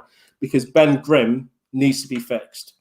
Reed Richards is trying to do this. Fucking Cara Delevingne's character, someone who's powerful and amazing, attractive, ends up becoming almost psychopathic because of their underground fucking relationship. They've been underground for years trying to fix him. Basically, all of this comes to all of these guys are broken. Not one of these guys are in their prime. The only guy that's kind of profiting from any of this is Riz Ahmed's character, Dr. Doom. Ben Grimm's character ends up going absolutely schizo to the fact that this isn't going to work. He gets into a massive argument to the point where he goes outright, becomes kind of enraged. He gets put into a fucking sleeping chamber, whatever. Dr. Doom comes, manipulates him, and uses the thing to become a fucking evil killing machine. The thing smashes out and just starts to kill everything. That's when the Fantastic Four have to expose themselves. They need to be stopped. The Avengers come to try and stop them. That's when we get the Thing Hulk fight and the interaction with the Avengers. So basically, it turns out to be an Avengers versus Fantastic Four movie. And this is when they all have to band together. And this is when you first see them. So I like the fact that the reason why I thought about that type of film, and that's the reason why I put this character, is because I wanted characters that weren't an initial team at first. I wanted it to come halfway in to the peak of their kind of misery, almost, to the fact that they were broken, they weren't fixed, that all this happened, and the fact that the Thing starts out almost like a villain. He goes out and he just destroys everything. He just desecrates everything, like smashes everything. And the Hulk needs to fucking come in to stop him. The Avengers, it gets picked up on the Avengers radar. They need to come to stop him. They think all the Fantastic Four are bad guys. And so it's the Avengers versus the Fantastic Four story. So, I like that as a lead into bringing them into the MCU. Yeah. I like that. Yeah. As a lead like in. I'm not gonna lie, I'm not angry about your story. I'm not angry about the vast Riz Ahmed as Dr. Doom is even like a lot of the casting, like I'm okay with it. Like Elba is the Thing, like his voice will lead perfectly. Because not seeing him, his voice I thought would be so perfect for the Thing. Because you're not going to see him, you're just going to see his character. And the way that I wanted to introduce his character, the Thing, not as a hero but as a villain. He's literally in kind of a cryo chamber for the whole of the film until the point where he breaks out and he just starts going fucking evil, and that's it. You see the Thing as a villain. Yeah, these guys know Ben as their friend, so they're going out to help him.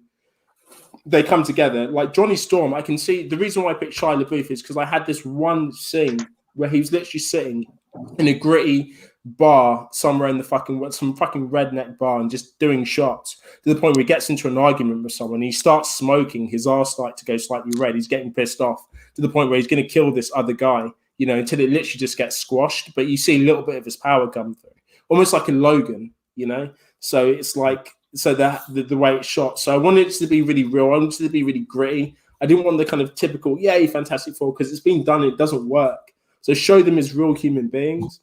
Show fucking Sue and Reed as people that have tried to make this work, but have separated because it just doesn't, and broken because of it. Reed Richards, Dacre Montgomery, because I feel like, he's someone that could look like, if he fucking got his head clean and pristine, he could be like a scientist. Rough and gruffy, he could be literally just like fucking booze and fucking junkie boy, whatever. It doesn't matter. But I feel like he's someone that literally needs to come across as both.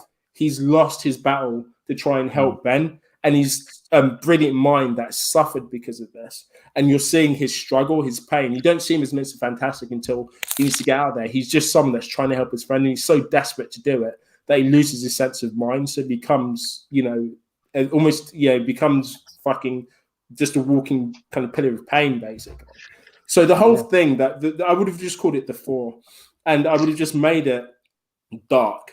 I would have made it so dark and so humane for the first act and maybe the first half of the second act before the Avengers came into it. And then it would have been action. Then would you seen their powers to the brink. Yeah. So the Fantastic Four helping Ben, the Avengers trying to stop them, almost like a Civil War type of situation, and then realizing that these guys are for the best. But Doctor Doom doing something in the background before he becomes the big bad, and then obviously the big fight at the end. Yeah, but I get that. That was my story. I really do. And I really, really appreciate that take on the story. I really appreciate that it's gone darker. I have issues with Shia LaBeouf as anyone. And Cara Delevingne, it just, as potentially one of the strongest characters within the Marvel Cinematic Universe, Cara Delevingne just doesn't do it for me. But that's just her as an actress. Just wait a second. Did you just say Sue Storm was one of the most powerful people in the MCU? Potentially, yeah. Nah. Nah. Shut up, you chief. She makes force fields and goes invisible. She's fucking shit, man. She's dry as fuck. But again, that might just be because I just don't really care about Fantastic Four. I always thought really when your lead guy is special things that he can stretch, it's a little bit dry for me. I don't care. Like, definitely, Reed Richards is not that. Like, not out of the four of them. Oh yeah, Stu is the most powerful. And then when you expand that into I would argue Reed's brain is more powerful than what she could do. Stu's every bit as intelligent as Reed Richards. That's literally explored in the comics. They are. Well, that's like I said. I don't care about the comics. She's more intelligent. The reason why I just she has powers to go invisible, and she can project with her mind, and she can force fields. So why have you not done this with the force with field the into films? A force that is an attacking force as well, not just protective. Nah. The reason why I wanted these guys, and I knew you guys would have said this about Cara Delevingne, and I don't know. The reason why I picked someone like Shia LaBeouf as well is because Shia LaBeouf does Broken really well. Insecure really well. Someone that has the echoes of something previous in his head. Yeah, but he also has the opportunity to pull out something like Transformers. Yeah. Well, exactly. But this is Fury. Yeah, I was thinking when Nick was talking about Fury, the story, I was going. See, I liked him in Fury. I really liked him in Fury. But that's exactly it, because he would. Well, that's why I said the negative to him is what he puts out in Transformers. Like when he's been given the first Transformers that type of thing. Oh no! I'm talking, mate, but this is what I mean. But I'm not talking like a clean cut. I'm talking a beardy, grizzled, down and out, beat up fucking Shia LaBeouf. This is kind of into that. I just don't want to give him any wages at all. No, I feel like he's definitely got a place, but I don't know if I would. I never would have thought of casting him, but after hearing your description of how you want the role to do, I could see why you'd want him. Yeah. I honestly understand, because it's a mirror on what his genuine life is, because he was he had a full-blown fucking meltdown in front of the world, basically. Yeah. Like a full-blown, like he went fucking off the deep end, and he's managed to save his career, and now he's coming back and doing films like he wants to do instead of stuff for a lot of money because he's already got a lot of money. Now when you see him doing acting now, it's usually because he's interested in a role. And I feel like he would be interested in that type of role if you can explain it to him in that way where this is going to be mirroring what actually happens to you in life. In real life, you can pull from all that type of shit. In that aspect, I understand that casting perfectly. Don't forget, though, as well, is the reason why I picked Cara Delevingne. I mean, obviously, acting needs to come with it, but the first thing I look at, even before acting, when I'm giving a script, or whether I'm giving a story, or whether I'm giving a fucking music video or anything to any production, the first thing I do is look at is how it looks. That's the first thing I see. How is it going to look? And a part of the reason why I picked Cara Delevingne as well is in this setting. In how I would depict the Fantastic Four in this scene, and how I want it to portray on camera and film.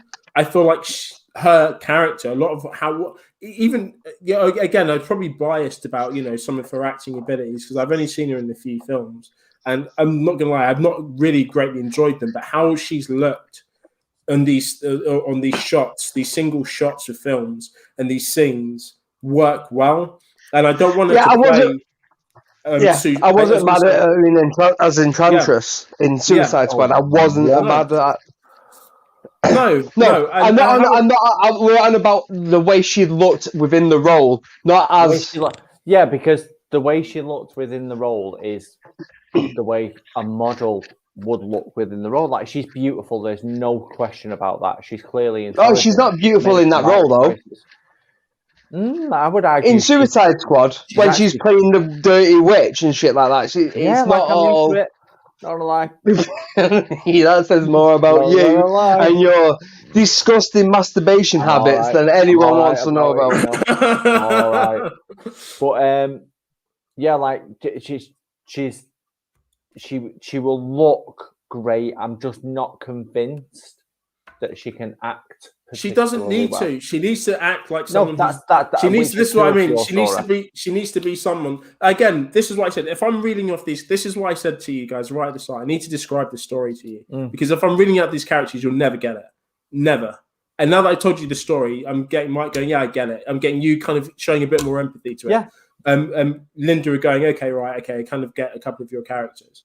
At the end of the day, the reason why I picked these characters specifically is not because they're right for the characters, but they're right to depict these characters in this story. This is why I would pick these guys, and it's what they can show and what they can portray on screen that would be right to depict these characters in this moment. If we're talking about just the start of the fucking Fantastic Four, clean cut, these guys are going into space. Brother, sister, fucking, boyfriend or, partner and friend, just about to go into space with fucking Dr. Doom. We're about to do this thing, clean cut. It would be a completely different cast. Absolutely. How I had this pick, though, I reeled off Riz Ahmed and Shia LaBeouf in the last production, only because as soon as I thought of it, I thought, how would I want to tell this story? And I wouldn't want to tell it from the beginning again. It's done. It's been done. It doesn't work. Yeah. It's too much to tell. I want to tell this story. We need to empathize with these characters. The only way we're ever going to empathize with the Fantastic Four is if we appreciate them from a human level. We see them at their worst and we see them build up because as human beings, we'd want them to be better. We'd want them to be better. So we see them at their worst. We see them building up. We'd be rooting for them every step of the way. And this is the only way we're going to appreciate these characters and what they've been and who they are. And then if we get a fucking badass fucking Avenger fight scene right in the middle of this film, it's going to appease everyone. Everyone's going to be fucking stoked with it. It's going to be the film that everyone wants to watch. It has heart. It's going to have drama. It's going to have kind of the grittiness. It's going to have the right fucking amount of. Obviously, this is. It's my opinion. This is our dream cast. You gave us a fucking week to do this. Yeah. Not everyone's going to agree with it, and I completely appreciate that. And I can defend this to the end of the work and I appreciate everyone's feedback as well because everyone has their own imagination. I'm just saying, for my film, this is who I pick for it, and that's it. And this is the film that I do for the Fantastic Four. I like it. Fair. Like it's not obviously not what I would have picked, but for your point of view, I can see how it would work. In fairness, would work probably far better than any of the 4 films technically that have come before it. So yeah, it might not be my first choice. I really might have problems with some of the casting, but I'm probably still going to enjoy it far more than I've enjoyed any of the fucking 4 that have come before it. So I can't really fairly say it's actually shit, or I'm going to argue with it, or whatever. Like, I think Linda said it best. Like, she had issues with some of the cast, but she likes the concept, the story. That is exactly it. I think that's what you're saying, which is fine. Anyways, I think some of the cast could really pull off your concept actually quite really well. Yeah, which is good. I feel like this would be. I think it would be an interesting take on the Fantastic Four, and I think everyone would appreciate it. But anyways, it's my opinion. I'm a fucking guy, mate. This is, I've not made a fucking Hollywood movie. This is why we do it. It's my opinion. Yeah, this is exactly why we set this task last week. It's why we started talking about it. It's why we set it. It's because it encourages conversations like this because we're all going to come from a completely different viewpoint. We're all going to have a different idea of how it looks. It's why we all like films. It's why we all like different parts of films. Yeah, it's because we all see them from a different point of view. So I'm quite happy to go for pick a film now in the comments, and we'll recast it next week. Yeah, guys, do it. Pick a film. We'll do exactly the same, and we'll see what you guys think. It's always interesting to see. These films will never be made, but at the end of the day, not. Like, at the end of the day, it's always three of us. I've got that lottery on tomorrow, and if I win it, I'm definitely making a piece of shit film. Yes, my friend. Good man. Right, really quickly as well, because I'm aware, Mike. How's your back going, pal? I'm drinking kind of heavy cider, so I'll be all right for a little bit longer. Okay, cool. Okay, well, before we get on to pick of the week, can we really quickly? Did you guys pick any films that you, in regards to the non-horror to horror? And guys, did you hear about that in the comments? And do you have any ideas as well? I'm sticking with the one what popped into my head literally 5 seconds after you asked it in the comment in our group chat, and I'm sticking with it because I feel like it's. Right, I love creature features, horror creature features. My thing, I love them. I get it. So, Honey, I Shrunk the Kids as a creature feature. I remember you saying that. So technically it's a reverse creature feature. So it's not giant animals. It's humans getting shrunk into really small forms and then getting smashed up in it by spiders and ants and lizards and flies and wasps and hornets. And I feel like it could just be the right side of crazy. Like, it's definitely not a serious film. It's literally the same film, but with people actually getting picked off one at a time. And there's only going to be one winner, one survivor. Like, that would really work. That would really work. Honey, I Shrunk the Kids is my creature feature horror film. Well, that's not a horror film. There you go. That'd be great. Like the first person that dies gets killed by a bed bug or something. That'd be great. Exactly. It's just wild. Yeah, exactly. Like a peg falls off the line and just smashes someone. It's brilliant. Like the right side of crazy. It's like on the side of the absurd. Like I feel like a lot of horror goes to these days. That you're either going to be ridiculously super serious and everything's got to look kind of the same like all modern horror, or you can be the super fantastic B-movie like trauma stuff. I feel like that is where my calling lies, and that's what that film definitely lies. That trauma, toxic Avenger feeling. Creature feature. I think it would be great as a creature feature. You could do so many fun things with it as well. When we watched Feast, I'm thinking about kind of that kind of element. You can just make the death super gory and super fun, especially with the kind of shrunken element. That's right. Linda said The Proposal, but as a horror. Proposal is a great one. It's such a good shout this. They're already in the cabin in a deserted area in Alaska. That's hard to get to. Make the X a psycho killer. It's as simple as that, guys. This is a great idea for. In my head, it was misery. I thought, I kind of get it. Because that's absolutely it. Like, it's a fucking great shout. I mean, you could literally do it like the first act of the film. To the Vicky shouted one out a second ago. I saw as well. Sorry, Vicky. Really, really, really good. So really good shout. The mannequin would be a good horror. Yeah. How about it's not counted as a horror film anyway is beyond me. I mean, mannequins coming to life is terrifying. It shouldn't really be a horror film. Trial kill Matthew Broderick. Like, who doesn't want to see that? Like, no one. It's fucking great. A great shout. Weekend at Bernie's, but Bernie's, a zombie. Yeah. Okay. Yeah. I mean, because Bernie is. So it's Weekend at Bernie's meets.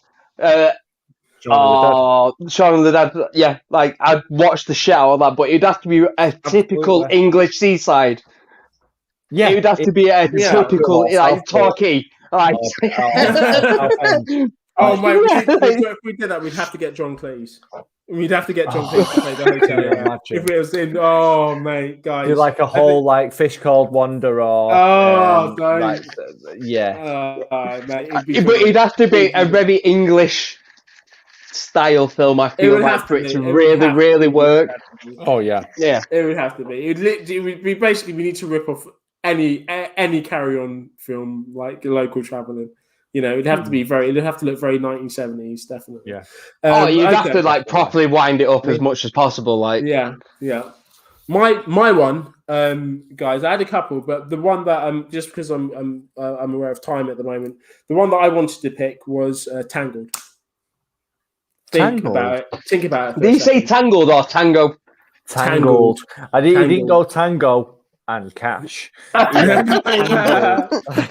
Because I know you just heard it and went Kurt Russell. Okay, Russell, go on, man. Just not even without the punchy one, just the good one. No, Tangled. No. Right, go on then. Think about it for a second. Okay, so back in the medieval times, whatever, two brothers go off. They're not of any royalty or anything, but they're thieves. They're outrunning some bandits.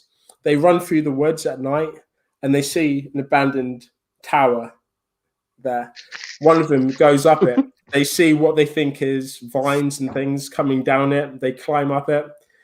He goes up to climb up. It's not, but it's obviously someone's hair in this tower. And he ends up just alone in this dark, bleak tower. When I thought about this, the more I thought about Tangled being a horror film, the more it freaked me the fuck out. Imagine Rapunzel, imagine like Mama, Guillermo del Toro's Mama, just something living in a tower for hundreds and hundreds of years that just feasts on anything that dares climb its hair.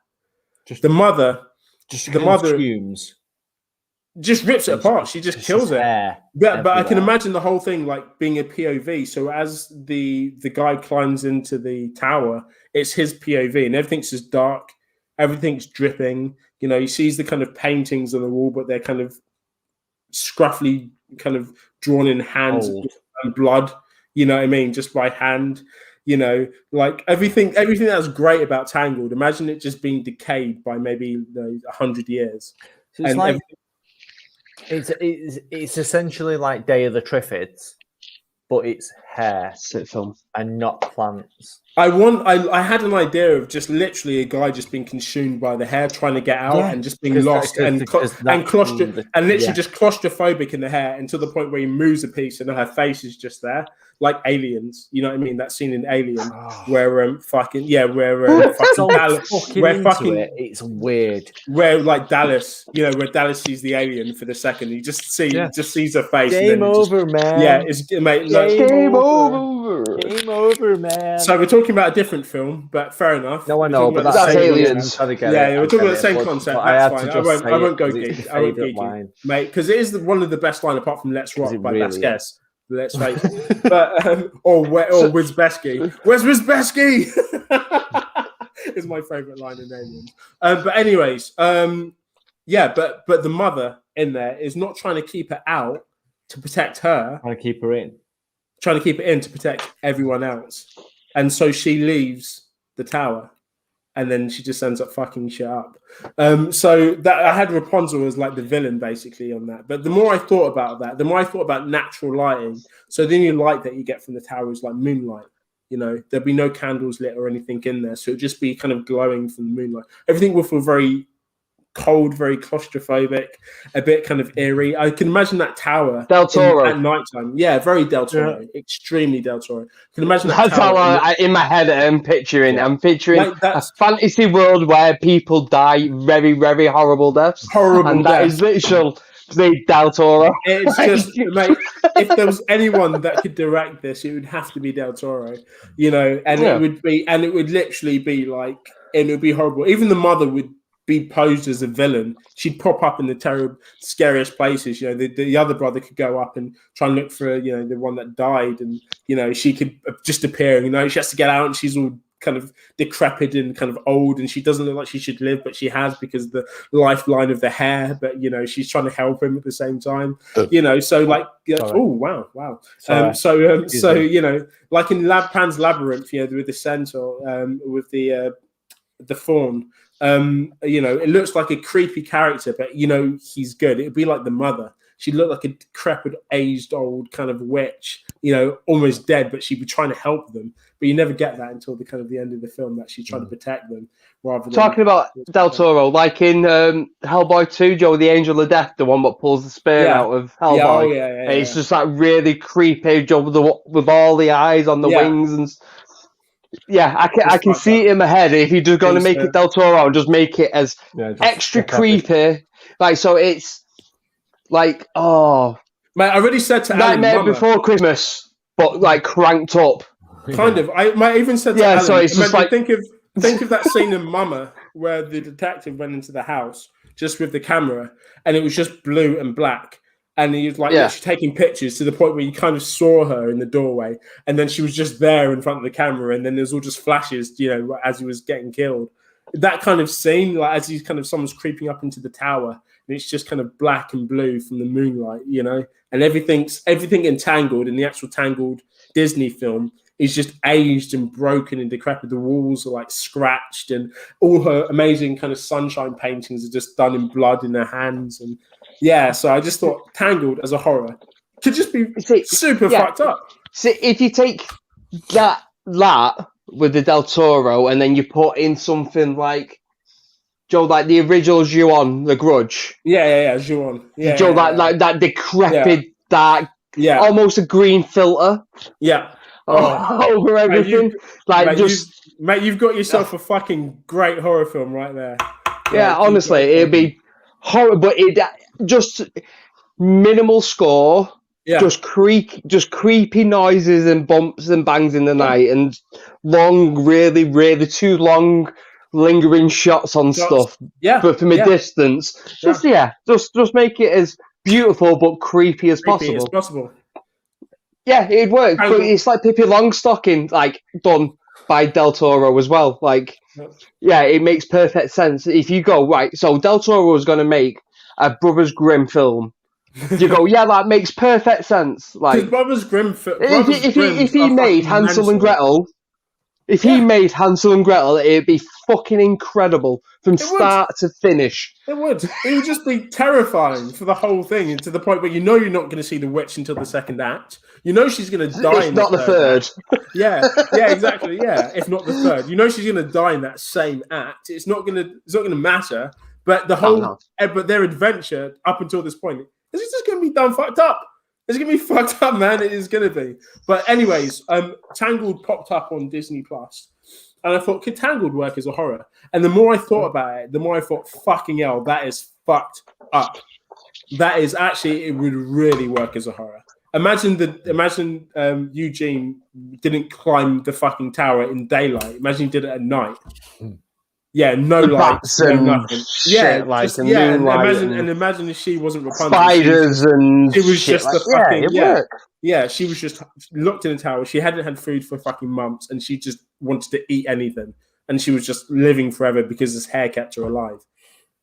That's what would happen. It would just be a fucking sick, fucking Ju-Wong / Guillermo del Toro horror film, and he would go in there and he'd just get killed. He'd be eaten alive, and that's what would happen. I'd hope he'd have his tongue ripped out of his mouth first, like, and he goes to rips it out and then torch. Yeah, come on. Yeah, just a lot of them. Mate, we'll talk about the death scenes. What's up, Alan?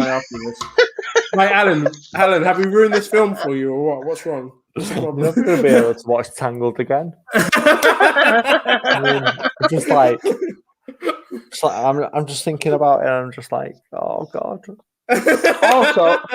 Also, I think Peter Pan works in the same aspect as well. Imagine it just happened at night. That's all. Yeah. Nice. Yeah, to the point where he gets into their bedroom. He gets into their bedroom. And what's the shadow doing there? What the fuck? What's the shadow doing? Exactly. In the bedroom at night? Just say that. Just turn Peter Pan into a nonce. We didn't turn it into a non-story anyway. It wasn't a nonce. He just really fucked up. Oh. Anyway, so moving on, right? So pick of the week. We were waiting for him to get back so we can sing his stupid song. Oh, have you not done yours? Shit, put me. No, because so I'm going to go with the original one that I went with, which was Cloudy with a Chance of Meatballs. Because clearly, what is not fun about food eating people? Because that is just a perfect horror. It clearly is. It's like The Blob. Well, it's very, very tongue-in-cheek horror, though. If you ask me, it's very much in the thing of The Blob. Killer tomatoes from outer space. All of it, like that. Killer tomatoes from outer space, just like eat ya. Like you're gonna eat me, so I'm gonna eat you first. Like that. It makes perfect sense. It just. For a fucking I genuinely, I would watch the shit out of that film. Because of course you would, because it's a really slapstick, really stupid comedy horror. I was going to say, it depends on your tone. Like, if you're not pulling that off in an English, like, comedy horror tone, you're just not. You've got to go big with it. But you could pull it off with Zombieland tone. Yeah, Zombieland, Eight-Legged Freaks. Very much tongue-in-cheek horror or creature feature where it is we understand that we can pay homage to these films what have come before, but this is very firmly this is just us just taking the piss. It's just us really just laughing about how stupid we can be. All of it is. And you're still gonna watch it. Yeah, completely. Which obviously we are all still gonna watch it because it's fucking ridiculous, but hilarious. Because who doesn't want to see a T-bone steak eating a human being? Exactly. Like, and literally like stabbing them in the head, like using their T-bone as a device to impale the human and then eat it and then consume it. Like, it's just makes sense. It makes sense. At the end of the day, it really does. I really want to move on to the pick of the week, but I don't feel like we can do it without him singing his piss song. Oh, there we go. Pick of the week, pick of the week, pick of the week, pick of the week, pick of the week, pick of the week, pick of the week. Timed that pretty fucking perfectly. Right, so my pick of the week also lends to the last topic, right? Because if you made Short Circuit, right, meets Dawn of the Dead, Electric Dreams, you'll get Chopping Mall, right? So my pick of the week is the classic horror sci-fi classic Chopping Mall. It's Robot Wars meets Dawn of the Dead. That's the only way I can put it.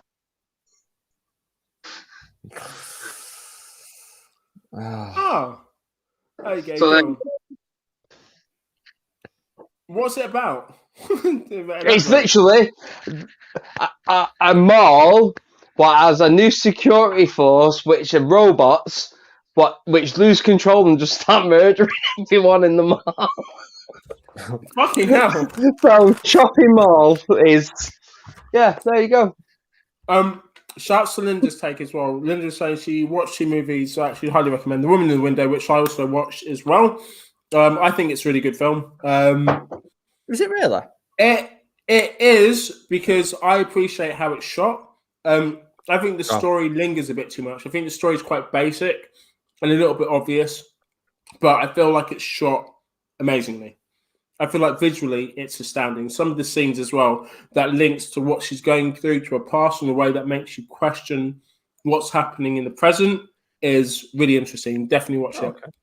Like Those Who Wish Me Dead is something I've not seen, so Linda's recommending that. Mike, I'm going to watch yours because what the fuck? Mike, you're on mute.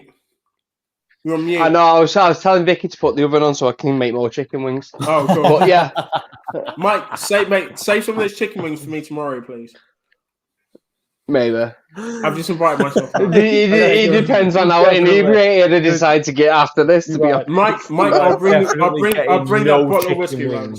Okay, I'll save some. Don't worry. I'm going to bring a special bottle of whiskey round for you. I'll bring that. Okay. Cool. Okay. All right. If not, I'll just buy like another packet of chicken wings because it's like $1.88 for a packet of fresh chicken wings. So I do that quick though. Do it quick because I need a piss. Oh, sorry. Go. My one is one that I've not watched in ages. There was a series called Firefly that was out. Serenity. Yeah, Serenity. No, I can't go for a piss. Talk. Serenity. Have you seen it, Alan? Fucking love Serenity. I watched it yesterday. Is everything. I watched it yesterday. I love the fact that stopped Alan from going for a piss. I watched it yesterday. yesterday. Nathan Fillion is just the man in general. Go on. He is the Han Solo that we always wanted. Shoot first. Really is. Shoot first. Yeah. Every time. Always. Nathan Fillion is the best. And I can't wait to see what he is like in the new Suicide Squad. Yeah. As arm fall off boy. He literally just he rips his arms off and throws them at people. That sounds crazy, but perfect for Nathan Fillion. We are all going to go to the Brewdog in town before going to see that. We're going to get lagered up and we're going to go and watch Suicide Squad and we're going to have such a riot. We're going to have such a riot. These are the things that I miss with Red Line, but this is something that we need to do because we cannot watch that film sober. We just can't. No. We just can't. King Shark doesn't need it. Yeah. No, we'll be the only ones cheering both of you when someone throws an arm at another person. Yeah, off his own body. He rips it off. It's not like he's ripped it off of like a dead body and thrown it at someone. He takes it off himself to throw at people. Come on. If that isn't perfect, if that isn't the most James Gunn character of all times, I don't know what is. Guys, one of the times I'd say that I'm most proud of with the Red Lion team is we went to see the Book of Mormon and we was front row, Book of Mormon, and everyone, it's a comedy, obviously. People were laughing and things like that, but not like us. I mean, we instigated most of the fucking applause in that place. We were going off. And that's the dickheads at the front. Oh, remember the guys that were next to us? They're really conservative, weren't they? They were just like, oh, why are they laughing? It sounds like a parody, to people that go to the theatre. Like, oh, this is a theatre show. Why are they laughing? It's like, mate, you're going to see a theatre show about fucking racist Mormons. Doesn't make any sense. This is you don't need racist in front of Mormon. Mormon means racist. Mormon's just okay. Yeah, it's okay. Yeah, just Mormons. Right. At the end of the day, I mean, this right here, what you're watching, none of this is like it's not like to a higher standard of kind of theatre production. We're not here to to watch it. It's not the fucking ballet. This is a fucking hilarious production that we're here to watch and enjoy, and we're going to enjoy it. And the more that they were more kind of like pernickety about it, the more we laughed and clapped and kind of got more in their face about it. That's so again, I can only appreciate that. And I miss the staff seem to enjoy it. The staff loved it. Yeah. Oh mate, the bar staff. Yeah, the bar staff. We had a lot of banter with them. They wouldn't. You guys stopped me from getting another fucking round or something. I can't remember because we were supposed to be going back in. Like I wanted to see more funny things, not you drink.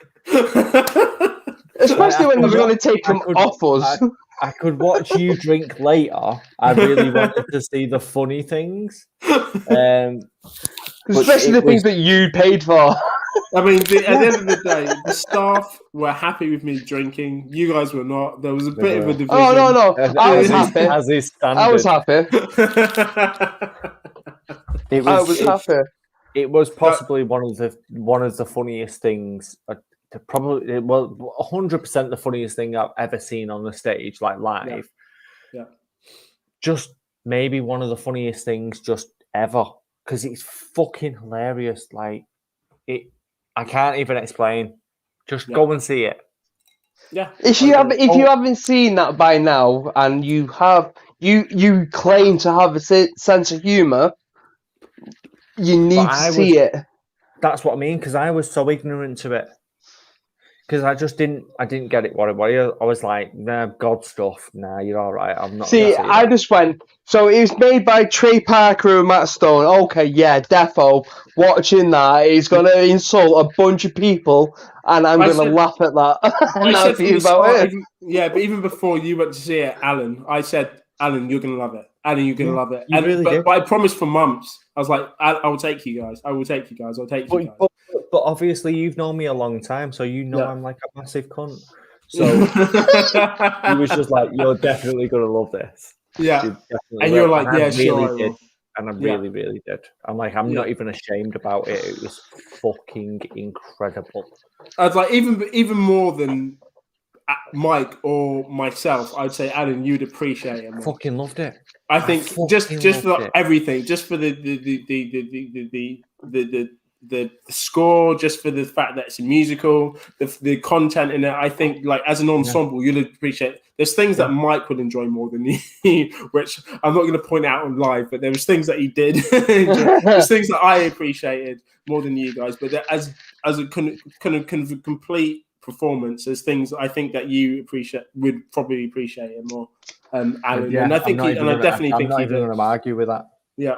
And I really think he did. And it's one thing that I can't wait to go and see again as well when things get back to normal. It's one of those. Honestly, I never thought I'd be a theatre kid. Yeah. I never thought I'd be a theatre kid, but I want to see that show every time it comes to Manchester. Yeah. You've seen it twice now in Manchester, haven't you, Mike? Yeah, like that. Ghost Stories was pretty good, but I feel like I won't get the same enjoyment off that than I would do. But Mike, we also went Book of Mormon. We went to see Back to the Future as well.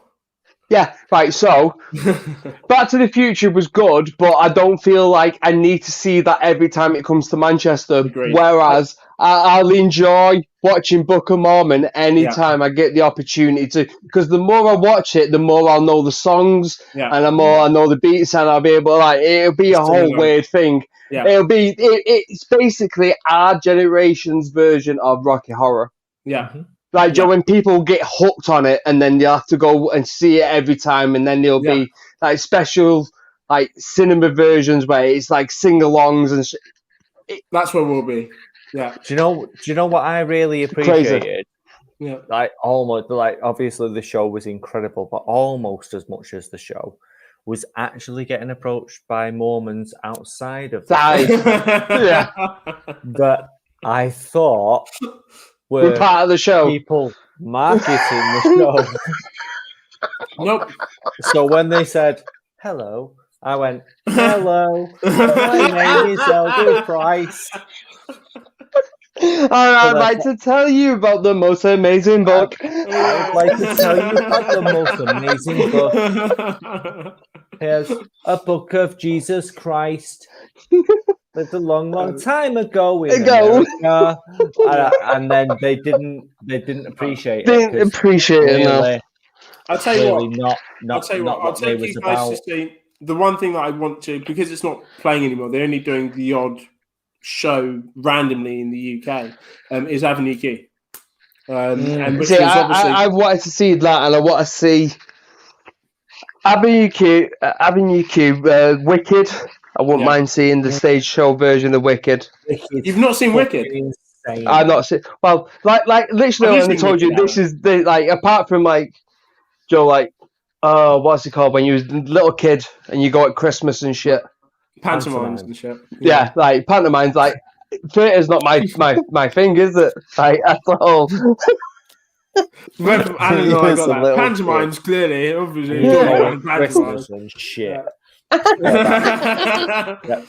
Yep. Yeah. I used to have Punch and Judy shows in my house. Yeah, no. Yeah, so Wicked's incredible.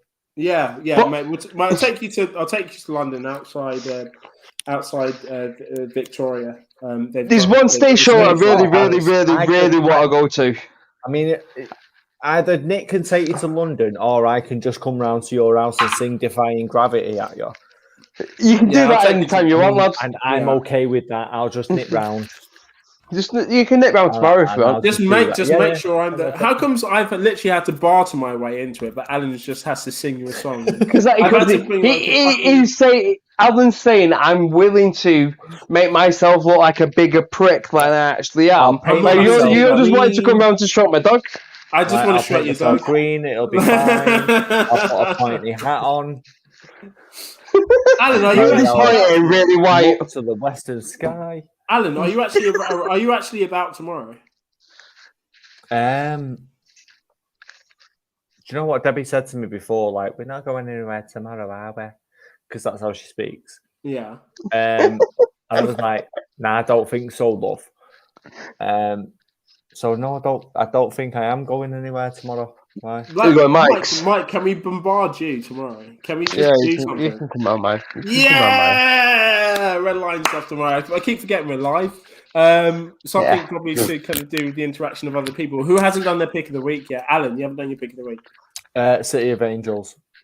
Oh, I like that film a lot. Because it is. I've not seen it in a good decade, though. Yeah, I was going to say I've not seen it in a while, but City of Angels. I was thinking about it the other day.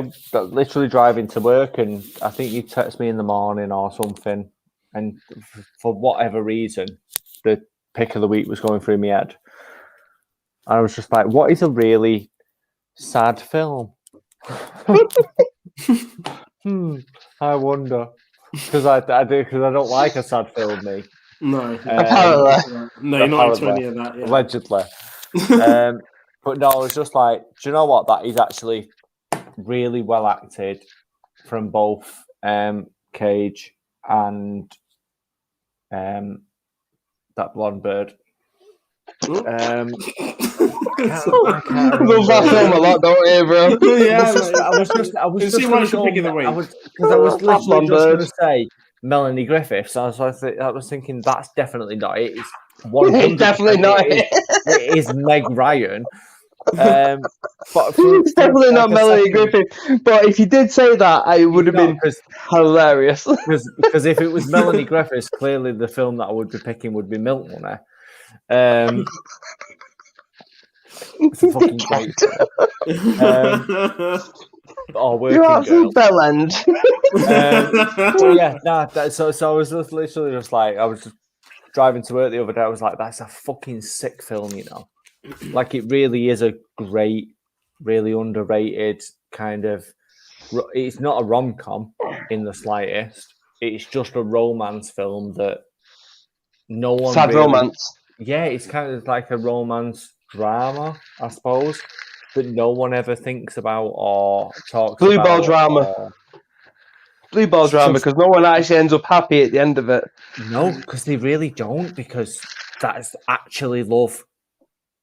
No one's happy. That is a real relationship. That's the most northern working class thing I've ever heard in my life. That's it. That's actually a real relationship. No one's happy. Everyone's just one of them is dead, and one of them is still just there. Right? Well, it sounds fine. I think we can all relate to that, guys. I'm gonna wrap this up. 3.5 hours of us talking about this, and most of this stuff has just been a chat between us. To be honest, anyone's still. I'm in agony, man. And Mike's in agony. Let's wrap this up, guys. Thank you so much for tuning in to the Red Line Live.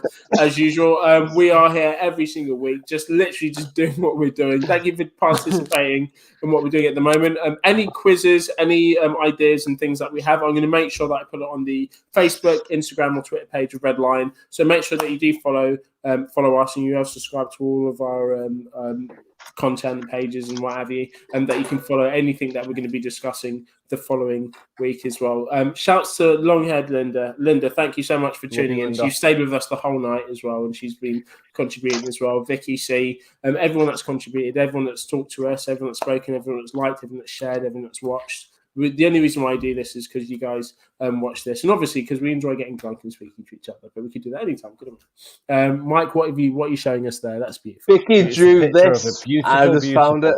That is beautiful. That is great. There we go. Yeah, thank you for sharing. Right, okay then. Well, make sure you follow and subscribe. Pod of Mercy, Sarcasm City, Premier Battles. Everyone.